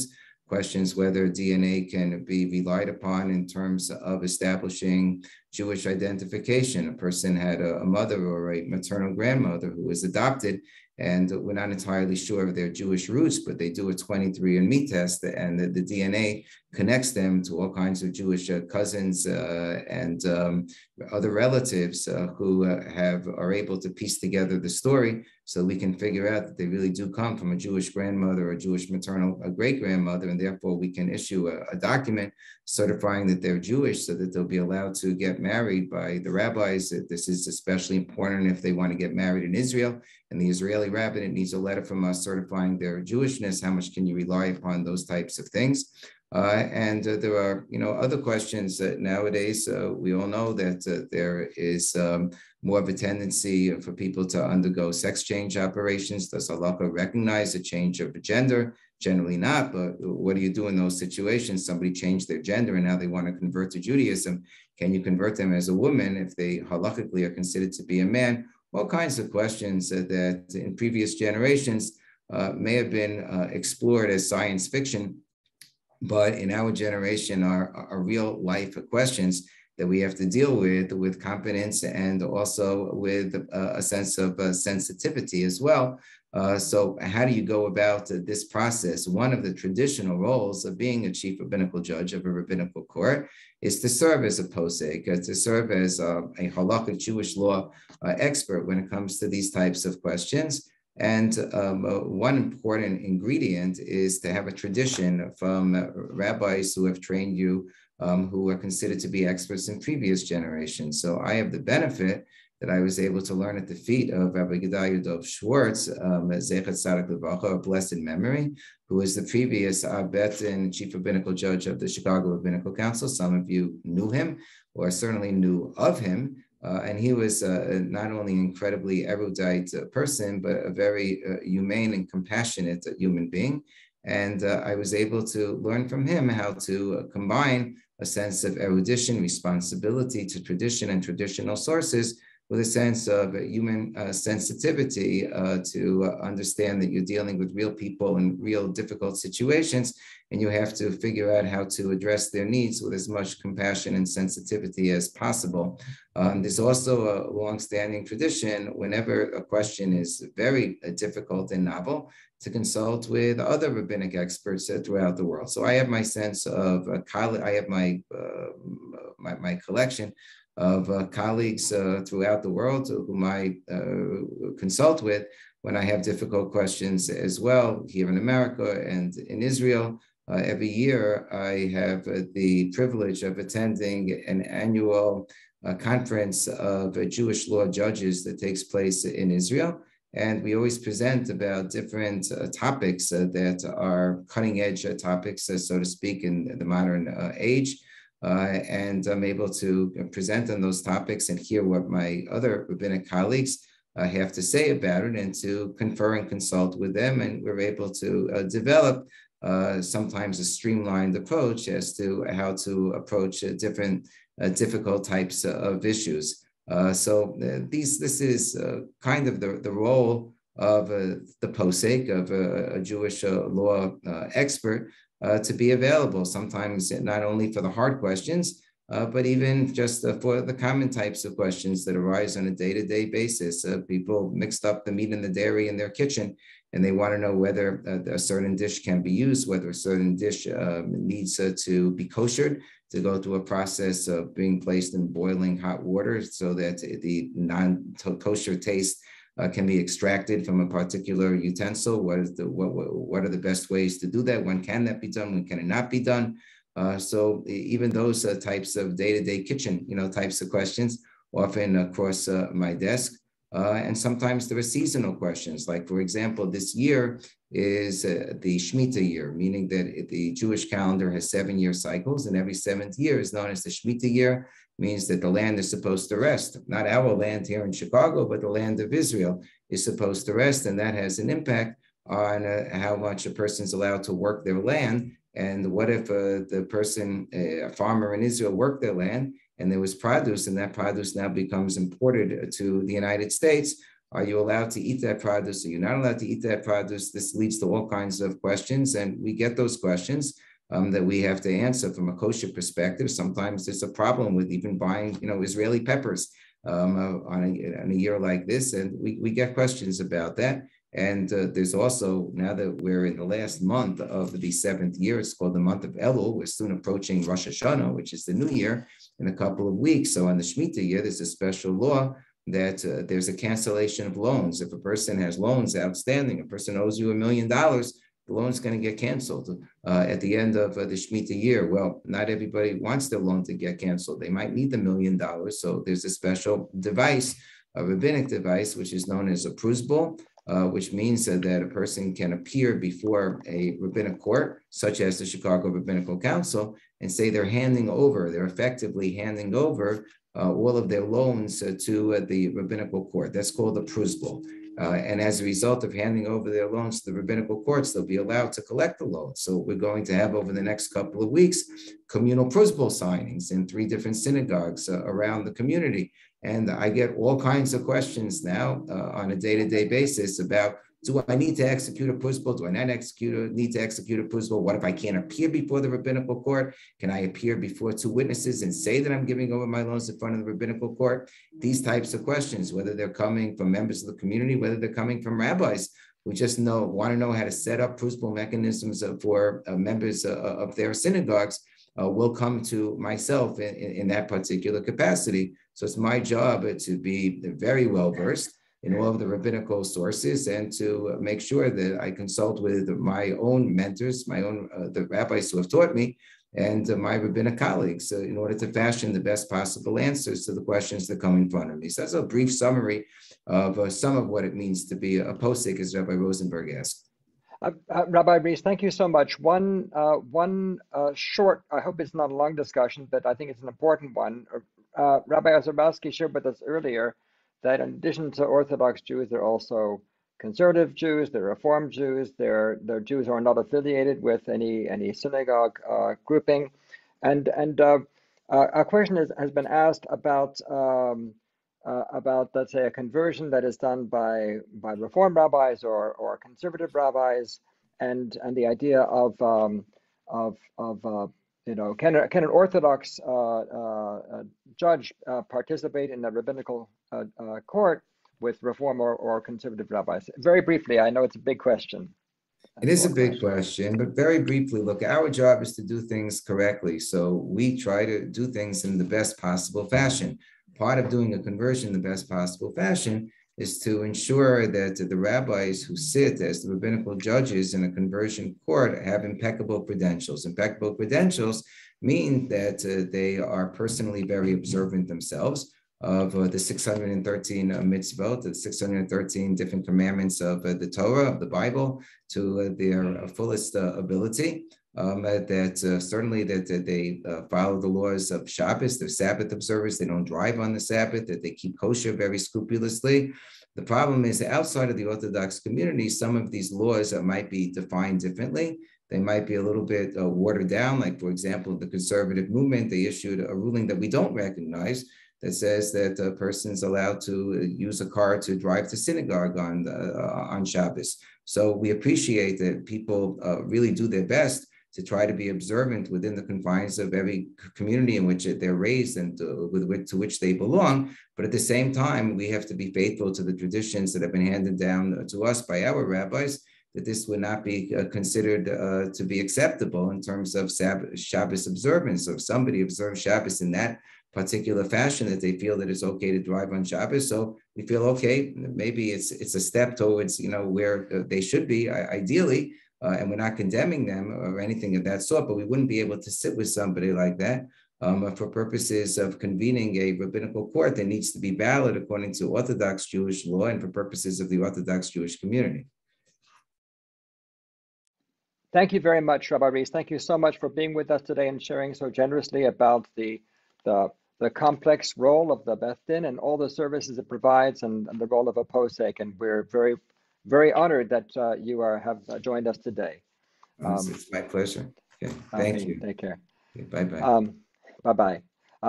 Thank you, everyone. We are now going to, we're switching things around a little bit. We're going to go on our tour and we're going to visit a synagogue. This is actually going to take us into a synagogue. We're going to visit Kehilat Chovevei Tzion in Skokie and hear from Rabbi Shaanan Gelman, who is the rabbi of the shul. Actually, two synagogues in one.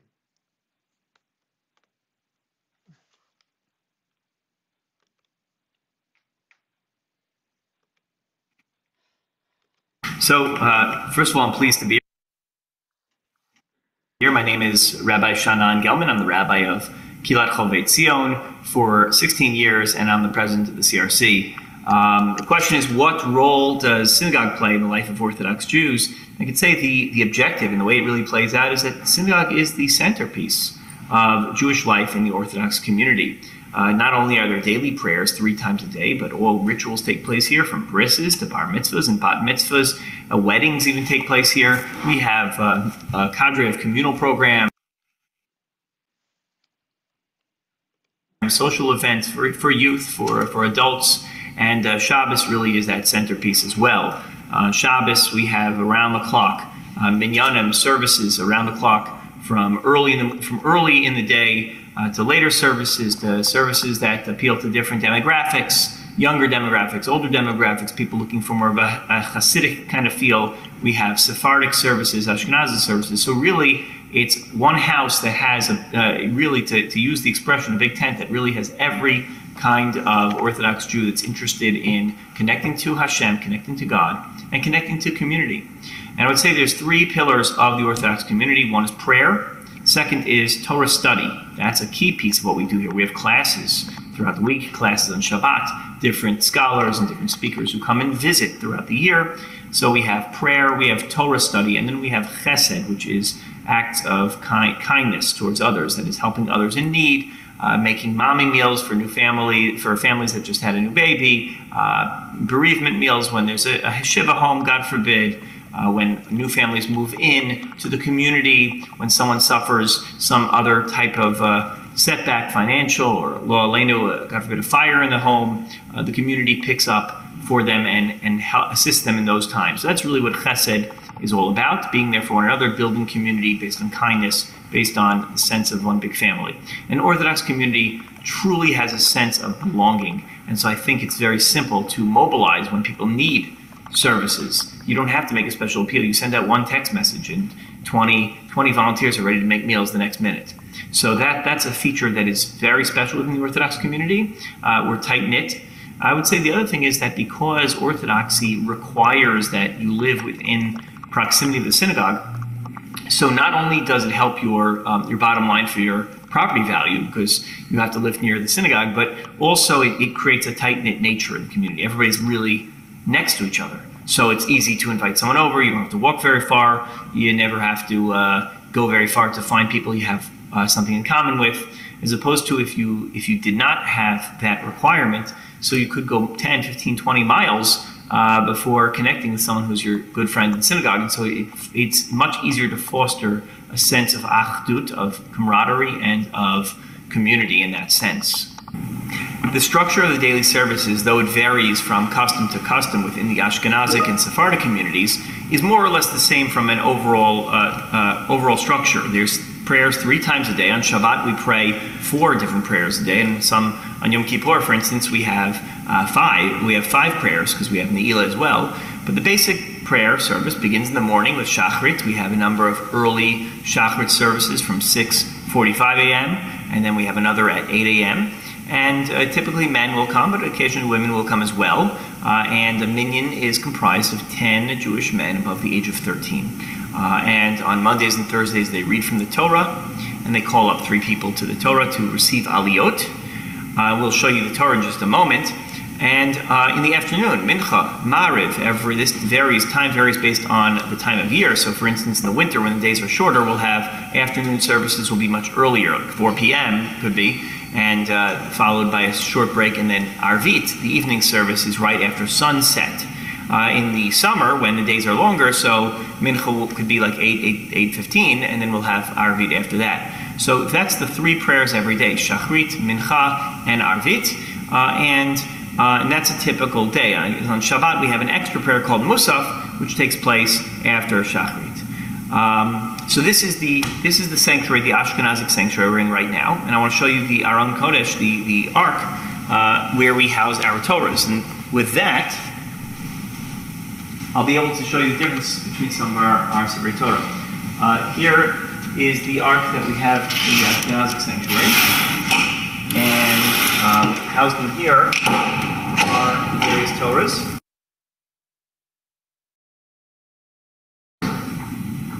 You see, look a lot different.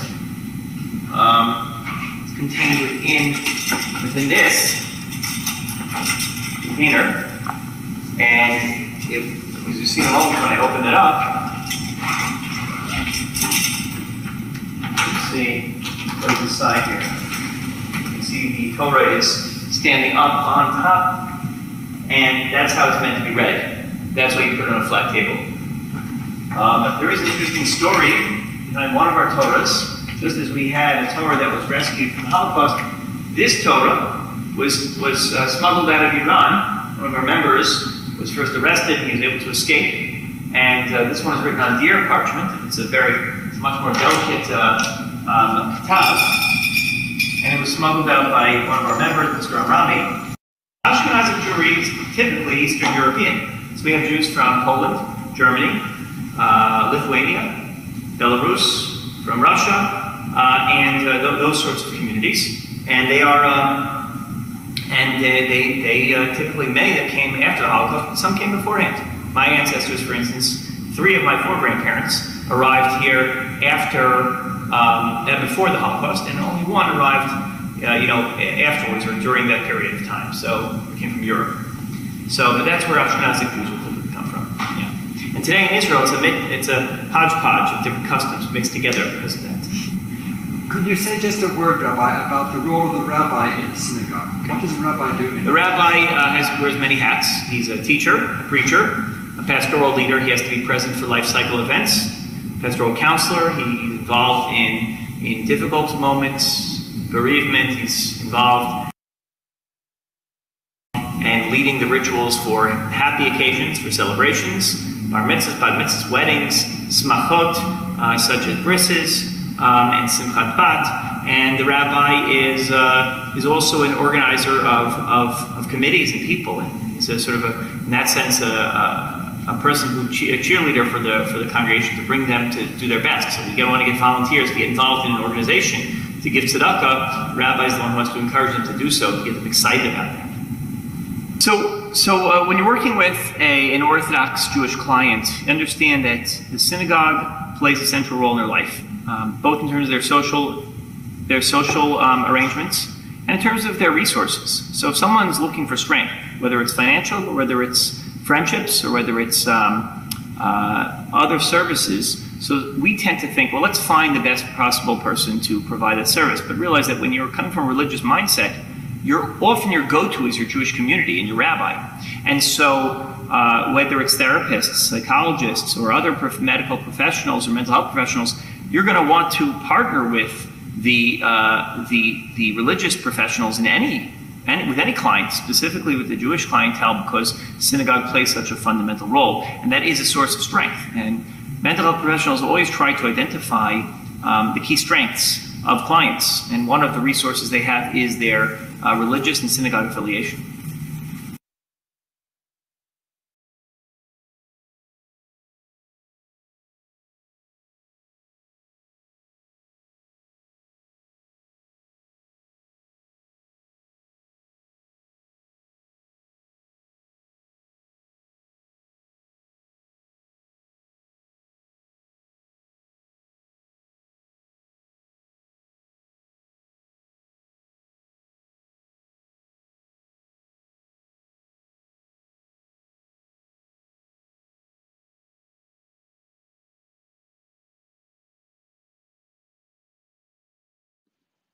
folks, there is intentionally no sound at these points, these scans. It's just giving you a sense of what the sanctuaries look like.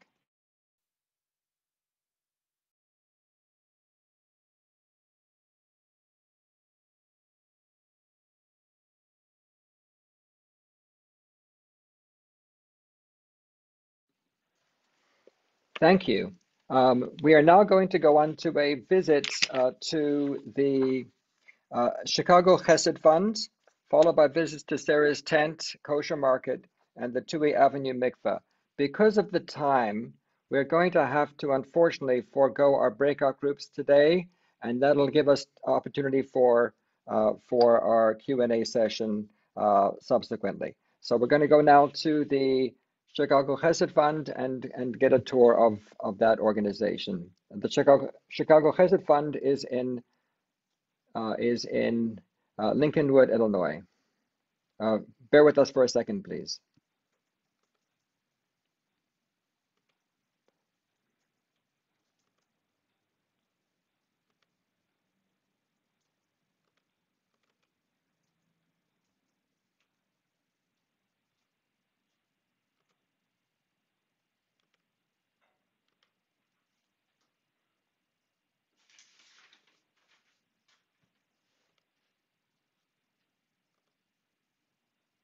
My name is Elie. I am the director of the counseling service at the Knapp Center of Jewish Child and Family Services.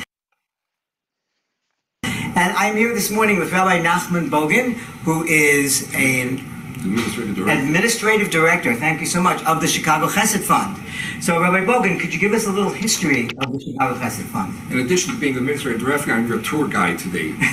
Yes, the Chicago Chesed Fund officially became a 501(c) in 1987. And it was basically working out of the home of Rabbi Shmuel First, our founder. And out of his home, what he used to do, whatever service he was able to do, went out of his home. And in the year 2001 or 2002, we bought this building. It was really donated by someone. And the reason they decided to buy the building, to get a building, was because it, most of the expenses, most of the chesed that we did was giving people food, and the board of directors decided that the best thing to do was to get a food pantry where we would get the food for free, or we'd buy it at least at cost. Why give the Dominic's cards and Jewel cards to all our clients, and let Jewel make 30-40% profit, or whatever it may be? We'd get more for the buck. And somebody thought it was a great idea and donated this building. And this was in the year 2001, 2002. I'm going to tell you a few of the programs that we do here, but then afterwards I'm going to take you around the building to show you what blossomed from the year 2002.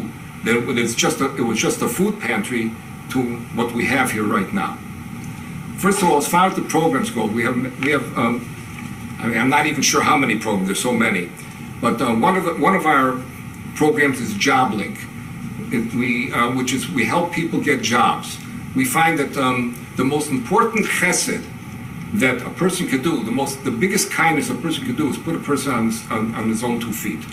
This way, they don't have to come to a food pantry. They don't have to ask for help. So we made this program called JobLink. We help people find jobs. We have people come to us. They tell us. We interview them. They tell us what they can do, what they know how to do, and we also help them write their resumes, and we also show them what to do at an interview. Sometimes a person doesn't even know how to act at an interview, so we give them an in-service of what to do at an interview. That is our JobLink program. Also, part of this program is that if a person is lucky to find a job, and last year I think we found over 100 people jobs. If people do find a job, sometimes they need a car to go to the job, and they only have one car at home, and they need a second car and can't afford it. So what we do is we have we accept donations of used cars. A lot of the cars that we accept donations are pretty run down, and they don't give it to us brand new. So what we do is we have it checked, the car is checked out at a mechanic, and if the car could be fixed with a minimal expense, we fix the car. If we can't, then we sell it for scrap. If we do fix the car, we give these cars to our clients that are need a car either because they need a second car or they need to get to work after we found them a job. Sometimes we don't have cars available.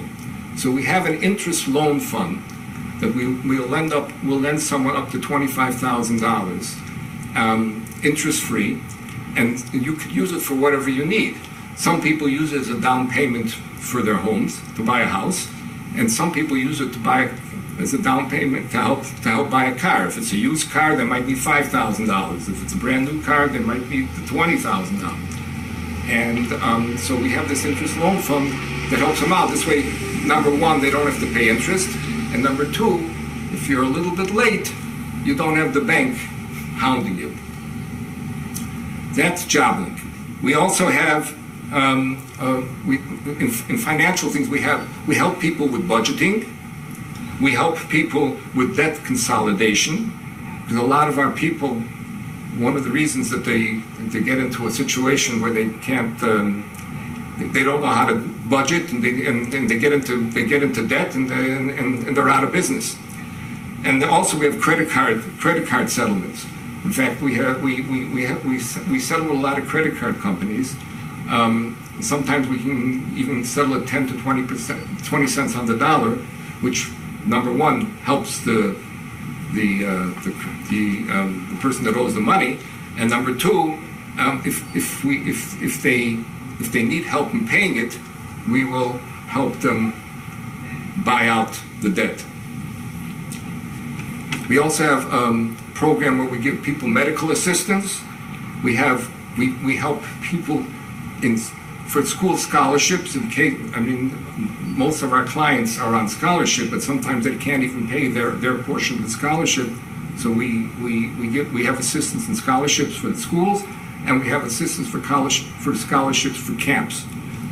We feel that camp and school is equally important. We don't want our children out on the streets getting into trouble, and camps is a way of keeping them in a safe environment. And we help people with medical expenses. Sometimes we pay the doctors direct.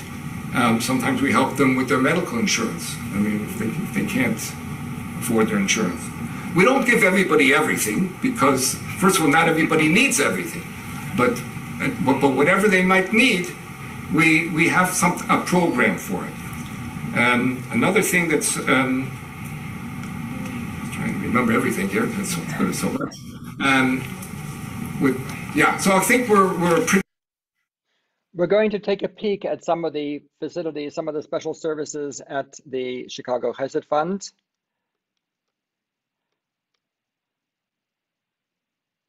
In the olden days, a gemach was that if somebody got into a financial situation, you're supposed to help your brother.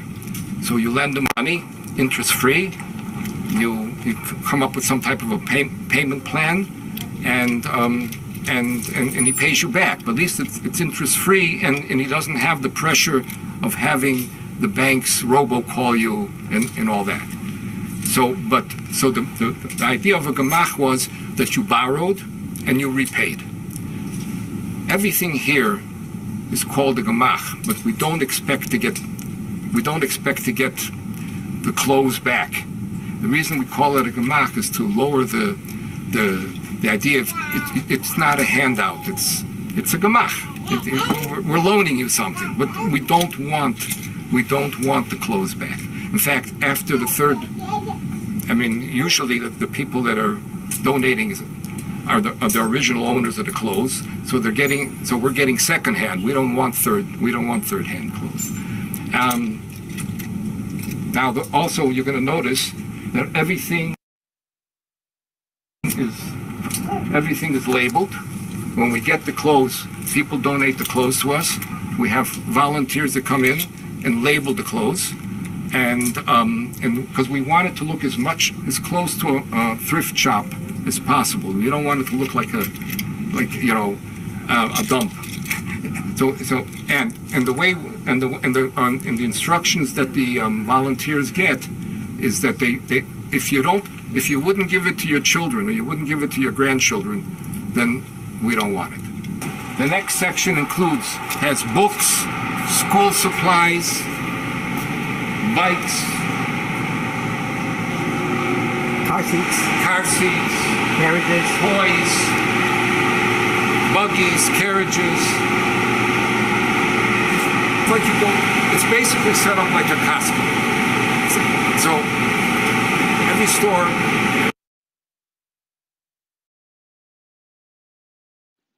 As you can see, this part is rather noisy. Rabbi Bogan is leading us into the warehouse, and you can see all kinds of supplies there.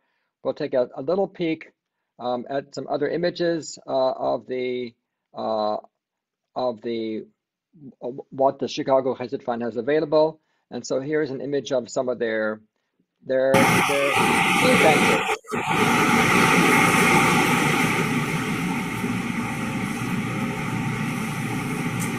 Then they come to the freezer and we give them their cold chicken, fish.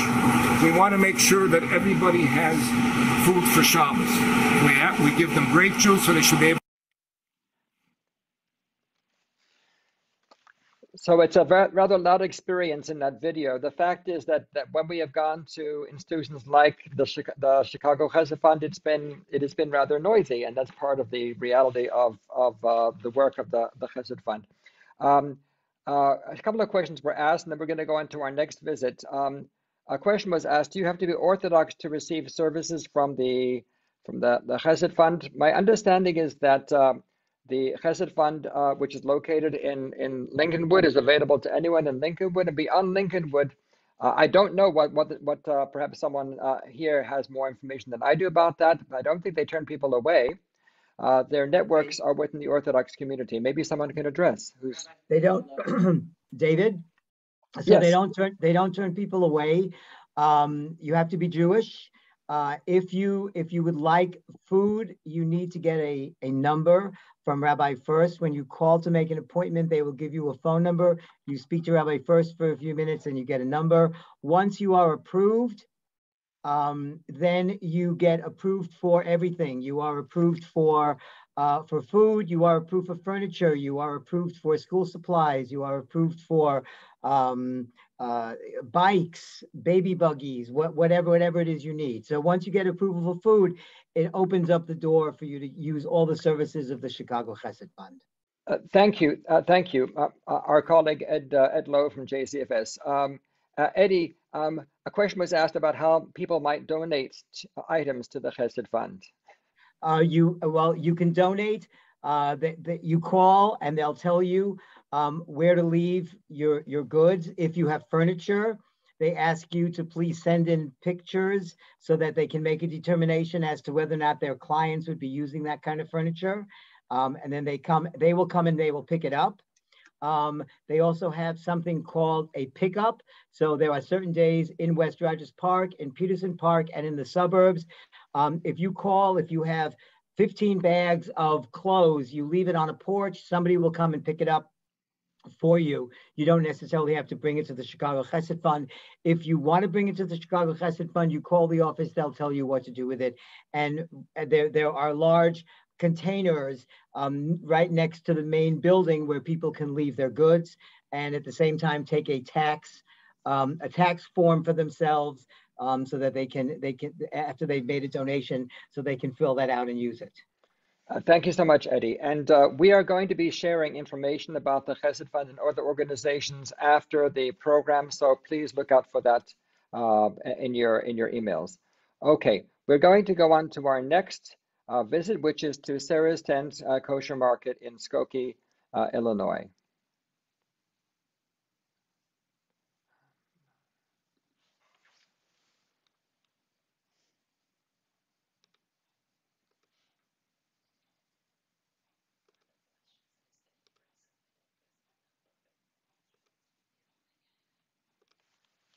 Hi, we are at Sarah's tent in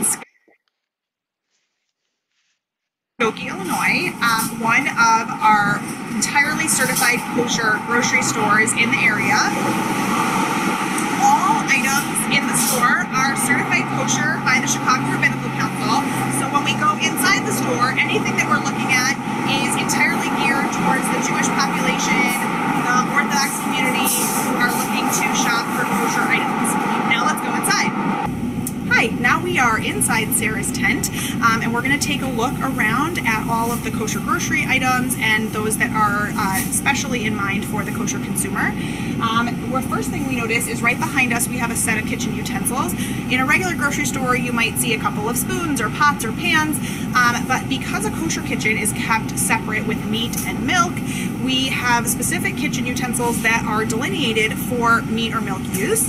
In the kosher kitchen, typically you see that meat items are designated by red and milk items are designated by blue, and so you can see there are many items that are specially branded with meat or red items, blue or dairy items, and then we even have green items which are called parve, which have no meat or milk in them. And so the entire store is catering to that kosher kitchen Jewish population, and even in the utensils that they're selling, they're geared towards that population. You can also see as we continue on that our bakery section here is specifically geared towards the kosher baker consumer. So you might notice that there are almost two bakeries that look identical right behind us, one to my left, one to my right, and the bakeries are only different in that on the one side over here is a dairy bakery, whereas over here is a parve bakery, meaning there are no dairy or meat items in that bakery section. That means that on the parve side, where there's no dairy or meat in the baked goods, somebody could use those baked goods, let's say a challah, at their Shabbat table or at a holiday or a meat meal. They don't have to worry about those baked goods having dairy in them. While on the dairy side, you could purchase items that, let's say, have cheese in them or pizza, and you could eat that with a dairy meal, but you'd want to keep those entirely separate. So just like the whole rest of the store, the bakery is in line with keeping a kosher kitchen for the kosher consumer. We've now moved over to the meat section. Meat options including chicken and beef and lamb are all key components of a kosher kitchen, especially when you're thinking about Shabbat meals or Jewish holiday meals. And so we have, as you can see, quite a large meat section with many options. One thing I think that's important to note is what the pricing might be. So as we're looking at kosher meat and poultry options, if we're looking at the kosher leg thigh combo is $4.59 a pound, while the ground beef is $8.49 a pound. Both of these are pretty reasonable standard prices in Chicago for kosher meat and chicken, but as I understand it, relatively high prices compared to what you might be able to purchase at a Jewel or a Mariano's in the regular non-kosher meat section. We also have a very large selection of roasts and briskets, sort of any of your standard meat options that you might want in your kosher kitchen. And as I said, because the whole store is certified kosher, all of these options are kosher, and it means that a kosher consumer can come in, choose what they want, and they don't even have to look for kosher labeling. So right behind me over here, we have our kosher prepared food items. Those items range from prepared chicken to beef, rice, roasted vegetables, fish. And you'll see on, let's say, a Friday afternoon, this would be entirely packed. There would be a long line of people waiting to buy their prepared food, maybe for a Shabbat meal or for a holiday. And this is a really key staple of a kosher grocery store, because this is where one can buy prepared food. Let's say you walk into a Whole Foods or a Jewel or a Mariano's and there's a whole prepared food section. If somebody keeps a kosher kitchen, they can't bring any of that food home or eat that food. And so their options are significantly limited when it comes to buying prepared food items. So having this huge variety of really high quality, excellent prepared foods really means that you don't have to always prepare your food at home. Obviously, you can buy your meat and your chicken and you can make those items at home, but if you don't have the time or you're not able to, this opens up a whole new range of opportunities for the kosher consumer.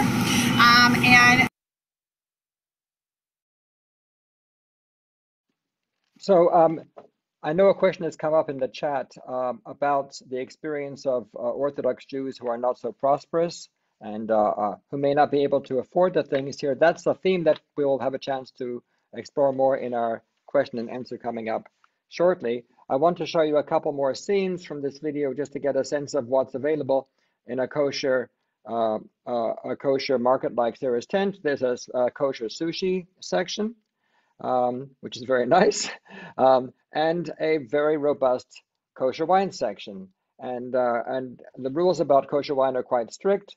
One can find lots of kosher wine at a place like Sarah's Tent or a couple of other places in Chicago, the Jewel on Howard, and maybe some other Mariano's. But if you go into a regular supermarket, you might find some sort of sweet sacramental wine, and that's about it. So here there's a whole range of kosher wines. Okay, thank you. We are going to have one more tour, one more visit, and then we're going to go on to our Q&A. I'm sorry that time does not permit us to have our breakout group today. I know that's something that we were very much hoping to have. It's a rich program, and I think that as we look forward, we may want to schedule an additional half hour to fit everything in. So please bear in mind. And we will share contact information from the individuals from the planning team who are going to staff the different breakout groups and their opportunities to follow up with questions for those people. So please just bear patient for a second as we call up our last visit, which is going to be a visit to the Tui Avenue Mikveh, and then we will go on to our Q&A session.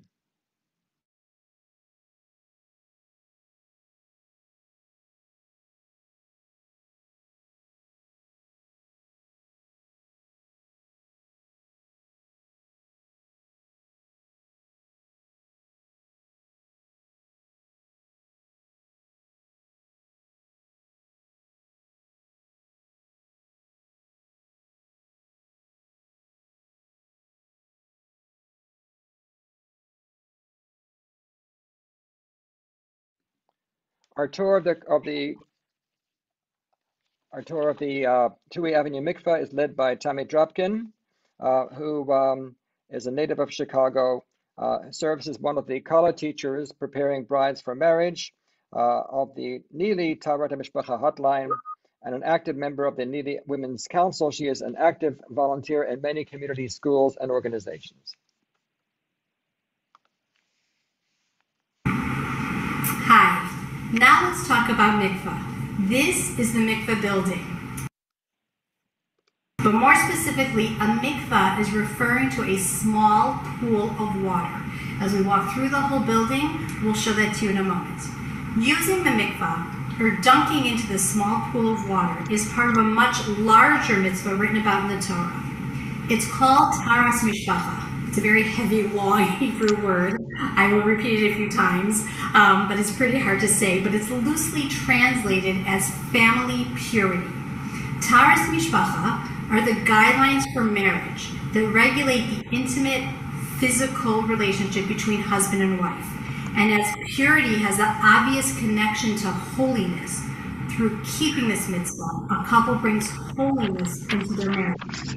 In that same way, there are times that men dunk in the mikvah, as we'll see separately, as well as our dishes, and we'll see that mikvah separately, for the same reason, to bring holiness and purity to the purpose. A brief overview of the mitzvah of mikvah as far as a marriage goes. In a Jewish marriage, husband and wife are mandated to separate from each other physically for about 12 to 14 days out of the month. This is based on the woman's menstrual cycle. From the moment she sees her period has started, they separate from all physical contact. They are prohibited from sexual relations, kissing, hugging, touching, or even passing something directly from one spouse to another. Once her period ceases, she counts another 7 days, after which she immerses herself in the mikvah, the pool of water, and as soon as she comes out of the mikvah, all physical contact is allowed. Hi, so this is the mikvah building. A woman will come in. Mikvah time is usually in the evening, so women come to use the mikvah in the evening, which means it's dark outside. It's usually a busy time at home as well. So first thing a woman has to do is find the time and the ability to get here in the evening. They come in through the door, There's a code at the beginning for security purposes. The woman comes in. This is the beautiful waiting room. Sometimes there will be other women here. Sometimes there won't be. There's so much to discuss about this process, especially from a clinical professional perspective. But before we review the challenges most relevant to your work, let's mention some of the benefits from this process. This process highlights the value that a deep relationship cannot be based on physical attraction alone, and that a deep, meaningful relationship needs to have emotional, psychological, and spiritual connection as well. Another perspective is that each member of the couple is respected as an individual and is reminded of that by having some built-in private space throughout the month. Additionally, the cycle of time together and time apart keeps the interest and attraction strong as the feeling of newness repeats with every cycle. And finally, this process of mikvah, of time together and time apart, it highlights that the physical, intimate, sexual relationship between husband and wife is so highly valued. Anything that is valued is protected. And this is so highly valued, there is a complex system to maintain its protection. Like anything in life, there are points that can create challenges for people. In the mikvah process, here are some issues that can make mikvah more challenging. If a woman has a fear of water or swimming, mikvah is going to be challenging. If she suffers from OCD, the details of the preparation can become overwhelming. Sometimes, practically, a woman can't find the time to get out of the house at night, or sometimes there are teenagers in the house, and women get concerned that their children are paying attention to what's going on. We talked about women using the mikveh at night. Some women don't like going out at night by themselves, even with all the security in place. A couple is having some challenges with infertility or going through infertility procedures, or recently suffered a miscarriage. Mikvah can become overly emotional and an extremely challenging situation. The concept of mikvah, the practice of mikvah, the whole realm of the private, intimate relationship between husband and wife is kept private. In Judaism, the idea is that privacy actually means more holy, more valued. It's not kept private because it's bad. As we discussed earlier, it's highly valued, but it's kept private out of respect for it because of its intense value. But because it's so private, this is not a thing that women can easily share with each other. So sometimes, if mishandled or not supported well, a woman might feel isolated or lonely. God forbid somebody is in an unhealthy or God forbid an abusive relationship, clearly that will deeply affect mikvah. There are cases where a woman herself might decide to use it as a weapon in her relationship. If she's unhappy, wants to gain more control, or isn't pleased about something, she can use this as a weapon because her word in this is the only word that matters. That's the only valid, and every husband has to listen to what the wife determines is their status. If a woman is suffering from anxiety, clearly this will come up during the mikvah process in all parts of it, whether it be mikvah use or the intimate relationship afterwards. There are times when a husband might be uninterested in this, and then the woman is doing it on her own. This is not a mitzvah that can be done on her own. It takes both to participate. During the time of physical isolation, sometimes there's a challenge of keeping that connection strong. Sometimes in cases where the couple hasn't figured it out, the physical isolation may lead to extreme emotional isolation, and then of course makes the process of using the mikvah and reuniting challenging. Of course, the timing of the separation isn't always convenient. Sometimes there's a holiday, sometimes there's a vacation, sometimes there's a family wedding. Sometimes a woman is not always in control of when the timing of her cycle will start and when that happens. That could be a challenge for the couple as well. And there's an additional piece that if a woman is having a medical procedure or has spotting or other type of staining, that could possibly cause a time of separation, even in addition to her time of her period. That could cause stress on the relationship as well. So there, just to name a few, these are some of the highlighted parts that make mikvah more challenging for the woman and the couple. One part of this mitzvah is the role of the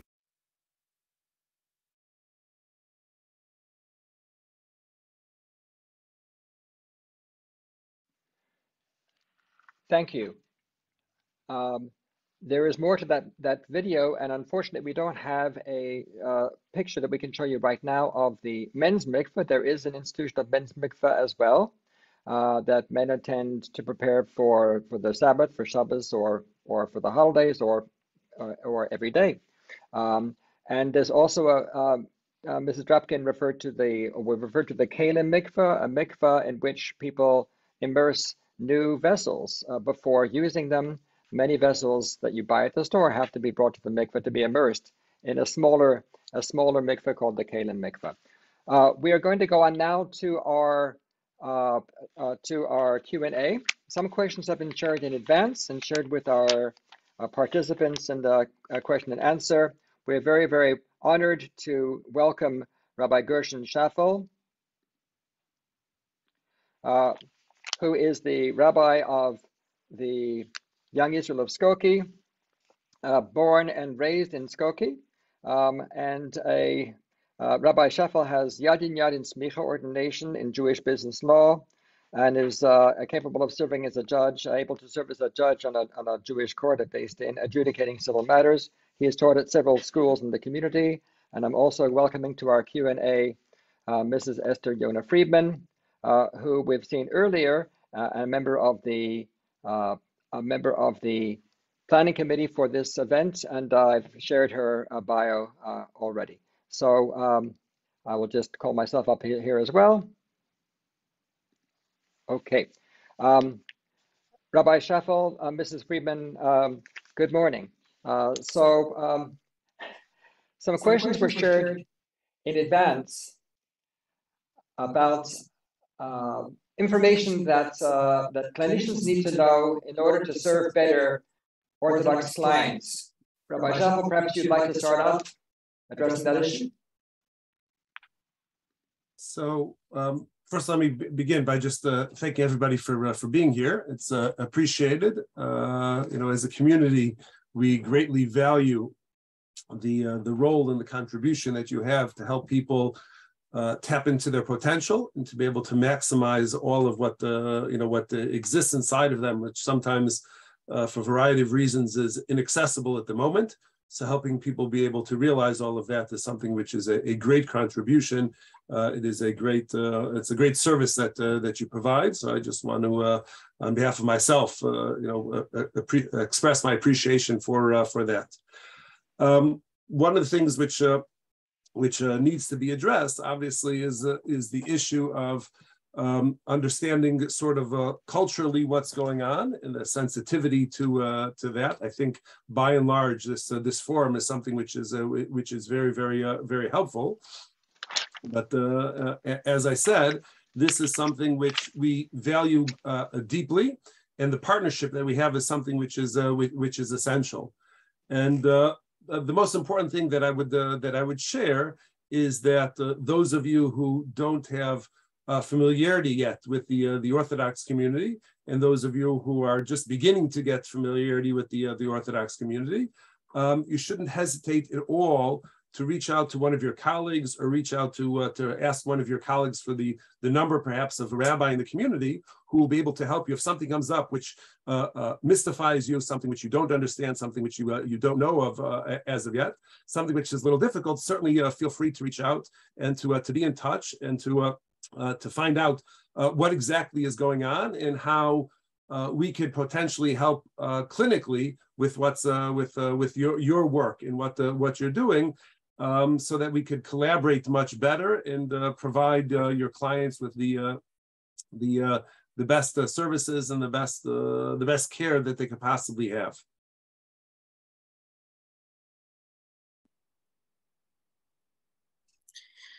Sure. I just want to thank again, everybody.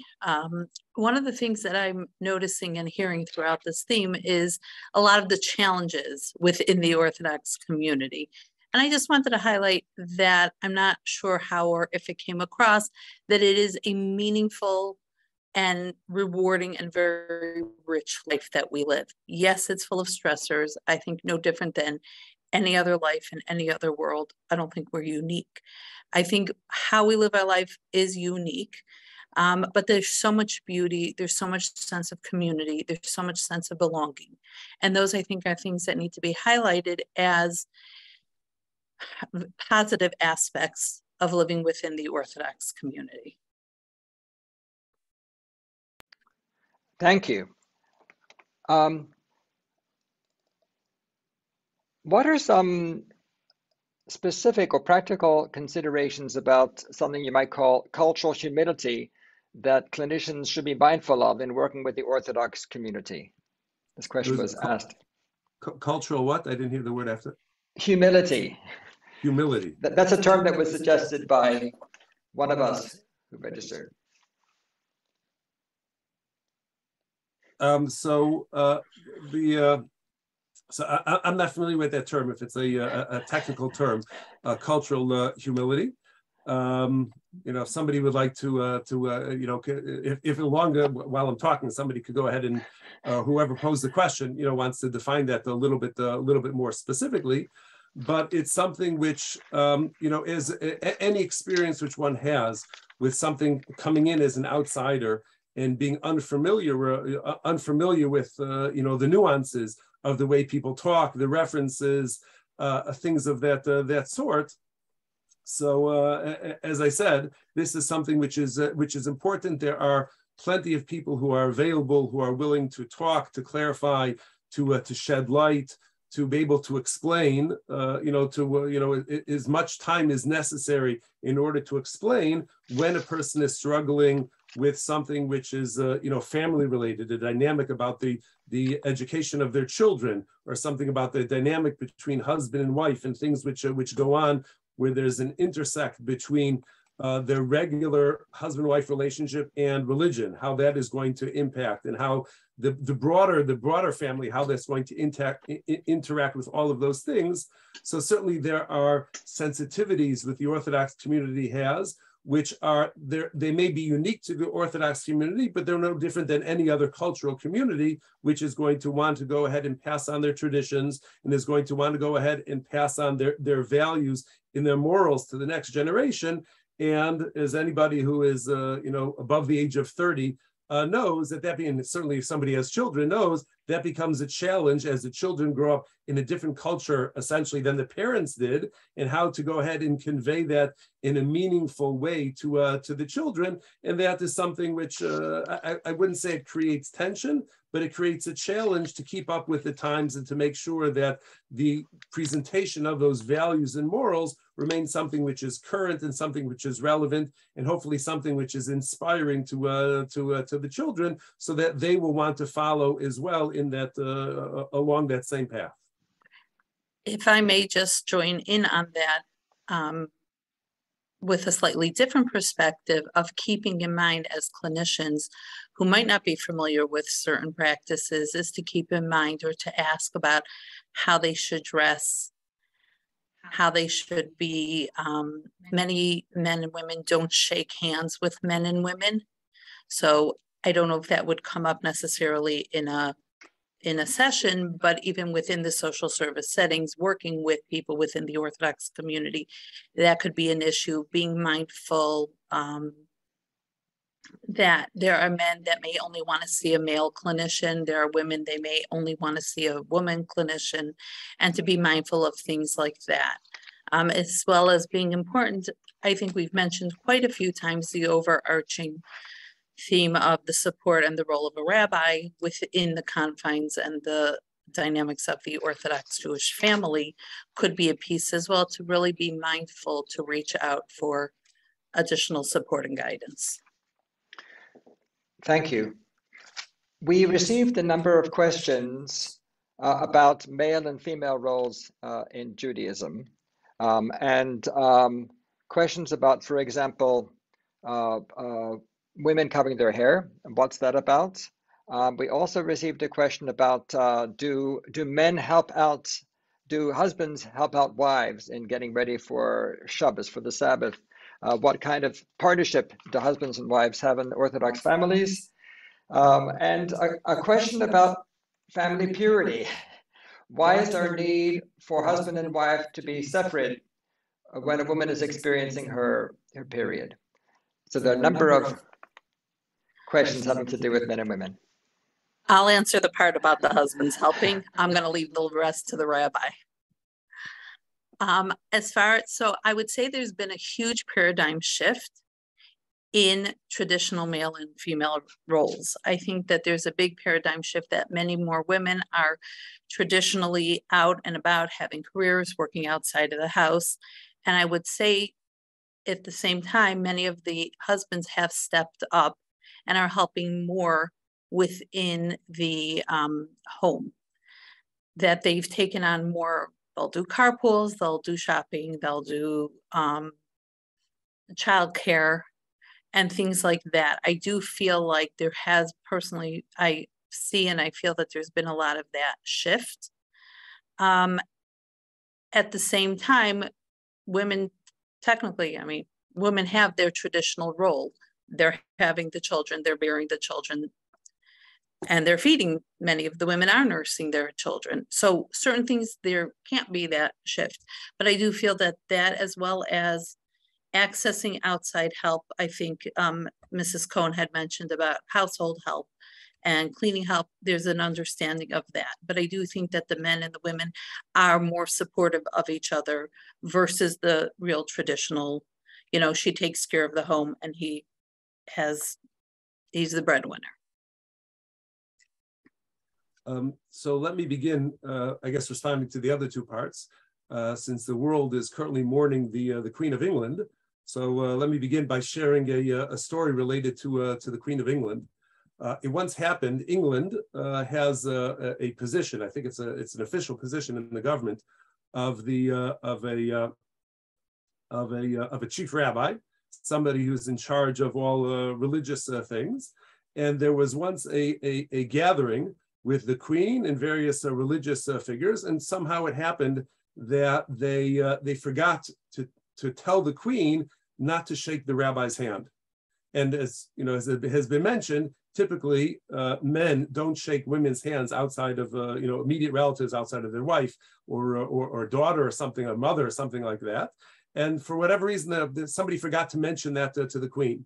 So the Queen sticks out her hand to shake hands with the rabbi. And obviously this is being seen by everybody there. It's on television. And if you're the rabbi and you're not one of those people who shakes hands with a woman, so how do you go ahead and handle that sensitively without trying to embarrass the Queen, without doing anything, risking your position, all of that? This is something which is anybody who's been in an awkward situation, any type of awkward situation, multiply that by about 1,000. So here you are, you have the Queen sticking out her hand to shake hands with the rabbi, and he has to say something immediately. He has no time to call his rabbi and find out how to respond. So what the chief rabbi did is said, Your Majesty, in our culture, we consider to be women as sacred objects, and one doesn't touch sacred objects. One looks at sacred objects they don't touch. And the Queen was very impressed, was very happy with that response, and she gave a little bow to him and he moved on. And that's something which it captures very much both the idea of the taras hamishpacha, the time that a woman is experiencing her menstrual cycle, and then the week after that, together with a married woman who's going to cover her hair, and the modesty by which women dress. And we can talk about men if you want to talk about it in terms of the modesty standards for men, but usually the people aren't so interested in that. They want to know more about the women. But the underlying idea behind that is that something which is special, something which is sacred, something which is intimate between two people, you don't go ahead and you don't show that to everybody. You don't put that out on the street for other people to see. When there's a valuable object, if somebody has a particularly valuable piece of jewelry, you don't wear that to work. You put that into a safe in the house, or you put it into a safety deposit box in the bank or something. And on very special occasions, on the wedding of a child or the wedding anniversary of parents or some very, very special occasion, you'll take it out and you'll show it to other people and you'll share it with them. But other than that, it remains hidden away. And that's a way of demonstrating how valuable it is, because we don't want to go ahead and flaunt it and just leave it out there. I don't know if they took a tour of a synagogue. I assume that there was a tour of a synagogue, but if there was, so he's shaking his head yes. So the most sacred item which we have is the Torah scroll, what we call the Torah. And that is put into a special ark. It's put into a special place at a very at the front of the sanctuary. And we only open up those doors and look at it when we're going to take out the Torah to actually study from it, to actually read from it. But other than that, the doors are closed. There's a curtain which closed in front of it because as a sacred object, it's not something that we go ahead and we take out for everybody to see, because if you see it all the time, then it's not special anymore. So to make sure that something remains special, there has to be some times when you get to see it, a privileged time when you get to see it, and then other times where you're just thinking about it and you're yearning for it, but you're not actually interacting with it directly. In matters of dressing modestly and the interactions between husband and wife are all rooted in this idea that we want to keep sacred things, we want to keep special things special and exciting. And if it was something which was always there, then it would lose some of that specialness. And I think that underlines many of these types of issues, that perspective which we have. Thank you. A number of questions were raised about the financial reality of Orthodox families. Some families are prosperous and can enjoy all the things at Sarah's tent and can bring in the additional support and can pay the full tuitions at the day schools for the children they're blessed with. What is it like for families with limited means? How do they support tuition? How do they manage to navigate an Orthodox life if they have 3 or 4 or 5 or 6 or 7 children? So it's certainly a challenge. It's certainly something which families, that is one of the if not one of them, if not the primary issue which families are going to struggle with to make do. But the schools are very generous. The scholarship committees in schools are very generous in accommodating to the degree that they can. They have to make sure that teachers are paid, obviously, and administrators are paid. But to the degree that they can be accommodating with families and understanding of families, they try and go ahead and do so. Many of the community institutions, which would require one to pay money towards it, membership in the synagogue, also, most synagogues will make accommodations for those people who need. So there's a preferred amount of tuition to pay, a preferred membership amount, but all of the institutions know perfectly well that in most cases, the majority of their population, the majority of their constituency can't afford the full price of those things, and they pay a discounted rate. And then depending on where people are, in terms of they have a job, they don't have a job, they're between jobs, they're struggling. So not only would these schools and the institutions be understanding of that and most often accommodating for that, but there's a number of incredibly generous individuals in the community who you speak to your rabbi, who speaks to this rabbi. When you need to know who those people are, you find out who those people are. And they also do an incredible job of helping support those people who are in need, helping them make weddings if it's necessary, to make other family celebrations which are necessary. Some people find that they see themselves, fortunately for us, they see themselves as not wealthy people themselves. They see themselves as custodians of God's money. And they see it as their mission to take the blessing that they have, the money that's in their bank account, and to use that to enrich the lives of others and to enhance the lives of others and to assist others. And they see that as their sacred duty. So there's some people who are teachers of Torah, who teachers of Jewish law and teachers of Jewish thought. And there are other people who are teachers and who are mentors in terms of generosity, in charity, in those things. And I can't even imagine to look at how much they give in pledges and how much they give in charity on a yearly basis.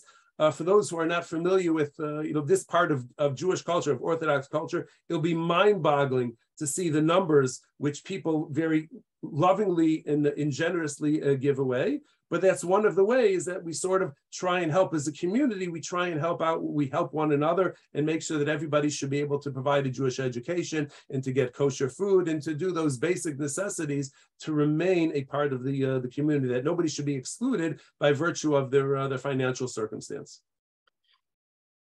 And very well said. And can I add to that also that there's a group of people to be mindful of what I would call the middle class. So there are people that make a reasonable income, but that lifestyle and things make it more challenging. There are a lot of programs in the community. I know Chicago Chesed Fund has, for example, when people are making weddings, it's not uncommon to make and marry off 2 or 3 children in a year or 2 period. And that's not just for the wedding, but for setting up a home and everything that comes with launching a young couple into a new home. So we have packages, we have programs, a gemach, I think was mentioned from the Chicago Chesed Fund from Rabbi Bogan, of things. As far as even now, I think one of the newest programs is a program that helps subsidize wigs, to purchase a wig for a bride, to set up her home, there's another organization that sets up furniture. They'll help pay for bedding. They'll help pay for, we have a bridal gown gemach, where a woman can get a gown for free. So there's a lot of things within the infrastructure and the beauty of the community that is already there that can help support. I know Rabbi Schaffel mentioned about scholarships. Earlier, Rabbi Samber mentioned tuition can be about $20,000 a student. I know that in the school that my children go to, if I'm not mistaken, about 85% of the families are on scholarship. So there's huge scholarships in the community, and people pitch in and help out. So if somebody is making a bar mitzvah or a bris, friends may come and say, hey, can I make you something? And they'll pitch in together and help. So it's not just the great chesed, but that sense of community that helps to support each other in all the financial aspects that they can. Thank you. I'd like to add to that rich presentation a reference to a special fund, the Kehilat Fund, in the Chicago area that is modeled after a similar fund in London, England, apparently, which I believe, which provides additional support not just to schools but also to families who cannot even pay a very minimal tuition. Sometimes schools will accept a tuition of as little as $3,000 or $3,500 per child. For some families, even that is difficult, and the Kehilat Fund has been helpful with that. And I'm aware that the Orthodox community is very supportive of helping families avail themselves of support from the state of Illinois. I don't know if there are similar programs in other states, but the Broad Shoulders Fund and various funds from the state have made a difference to families. There's so much more that we could say, and I know we'll have more questions. I do want to leave a little time for folks to fill out the evaluation. So, Rabbi Schaffel, Mrs. Friedman, would you like to share a last thought of something that you think should be shared to our participants? If you're leaving with something, it would be, if you don't know something or you're not aware, reach out to somebody. I know it's been said and it's worth repeating.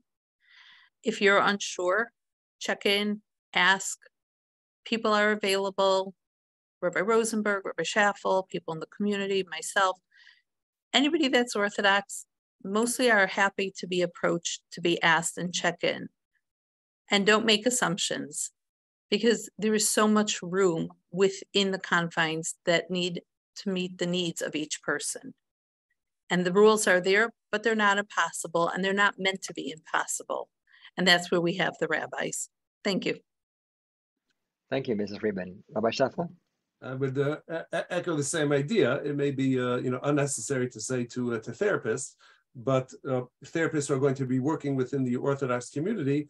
A phrase which I heard a couple of months ago, which is I'm a big fan of lately, is the idea that you should be curious. Don't judge, be curious. So there may be lots of interactions which you have with clients and whatnot, which will strike you as a little bit unusual. And it may very well be unusual. I'm not denying that there's unusual circumstances and there's unusual people, but very often what happens is that when a person's behavior seems a little bit weird or hard to understand, it most often means that there's a piece of information in that story which we don't know. And what we need to do is we need to just find out what that piece of information is, and then suddenly everything makes sense. So within the Orthodox community, as much as we like to paint it in very broad strokes, there's a lot of different nuances within different sub-communities within the Orthodox community. And what one client may have told you about their circumstance and their perspective and how they perceive things may be different than what your next client will go ahead and tell you about those exact same things. And that could create confusion as far as how to manage all of that. And, hopefully you'll get to that point where you're actually experiencing that, because that means you're getting close with your clients and they're opening up with you and they're sharing with you. And that's something which is ideal. That's something which we want. But if you ever find yourself in that circumstance, we're saying, I'm confused about how exactly they observe the Shabbat, or I'm confused exactly how they observe these laws of modesty. I've had 5 women clients walk into my office and each of them had a different hair covering, had a different dress, had a different shirt on, all sorts of different things. How exactly am I supposed to understand all of that? And that's appropriate confusion. And when that comes, as I said, you can put aside the don't judge, because you guys aren't judging, but don't be afraid to be curious. Don't be afraid, as Esther Yona said, to reach out to somebody and say, I heard a lot about hair coverings for women, but I'm still confused because they're all coming in with different hair coverings. Could you help me understand a little bit more? And we'll be more than happy to explain and to clarify and to even show you the different colors and the different textures and the different nuances of all of those things. And it's not something, nobody's trying to hide anything. And we'll be more than happy to be open to explain so that you could do your job better, because that's ultimately what we want, for you to be the best at your job, to be best equipped to do your job, to do your expertise. Thank you so much, Rabbi Shafal. Thank you so much, Mrs. Friedman. We're going to go on now to, I'm going to share the link to the evaluation. We want to thank everyone who participated. Thank you all for taking time in your days, whether you're in the Chicago area or further abroad. And we hope this has been. Pardon me? So here is a link to the, I hope that link that I just shared will show up, and you're welcome to start the evaluation. There is a special passcode for that link, which I'm putting in the chat right now. Okay, so as soon as you've completed your evaluation, you may leave, and as I said, we'll be sending out the CEUs within a few weeks, as well as other materials as well. Thank you so much for coming. We hope this has been useful for you. I'll end up with one little story about a rabbi and diapers. So the question about husbands who help, a rabbi who is blessed with, the family are blessed with 11 children. This rabbi has served as a synagogue rabbi and also is an attorney, described to one of his sons-in-law that he has changed thousands and thousands of diapers. Speaking as an Orthodox Jewish father, I'm not going to tell you how many I've changed, but many husbands, thankfully, are very helpful to in the raising of their children. Thank you all for participating today, and this will close our 17th Orthodox Jewish Communities training. Thank you.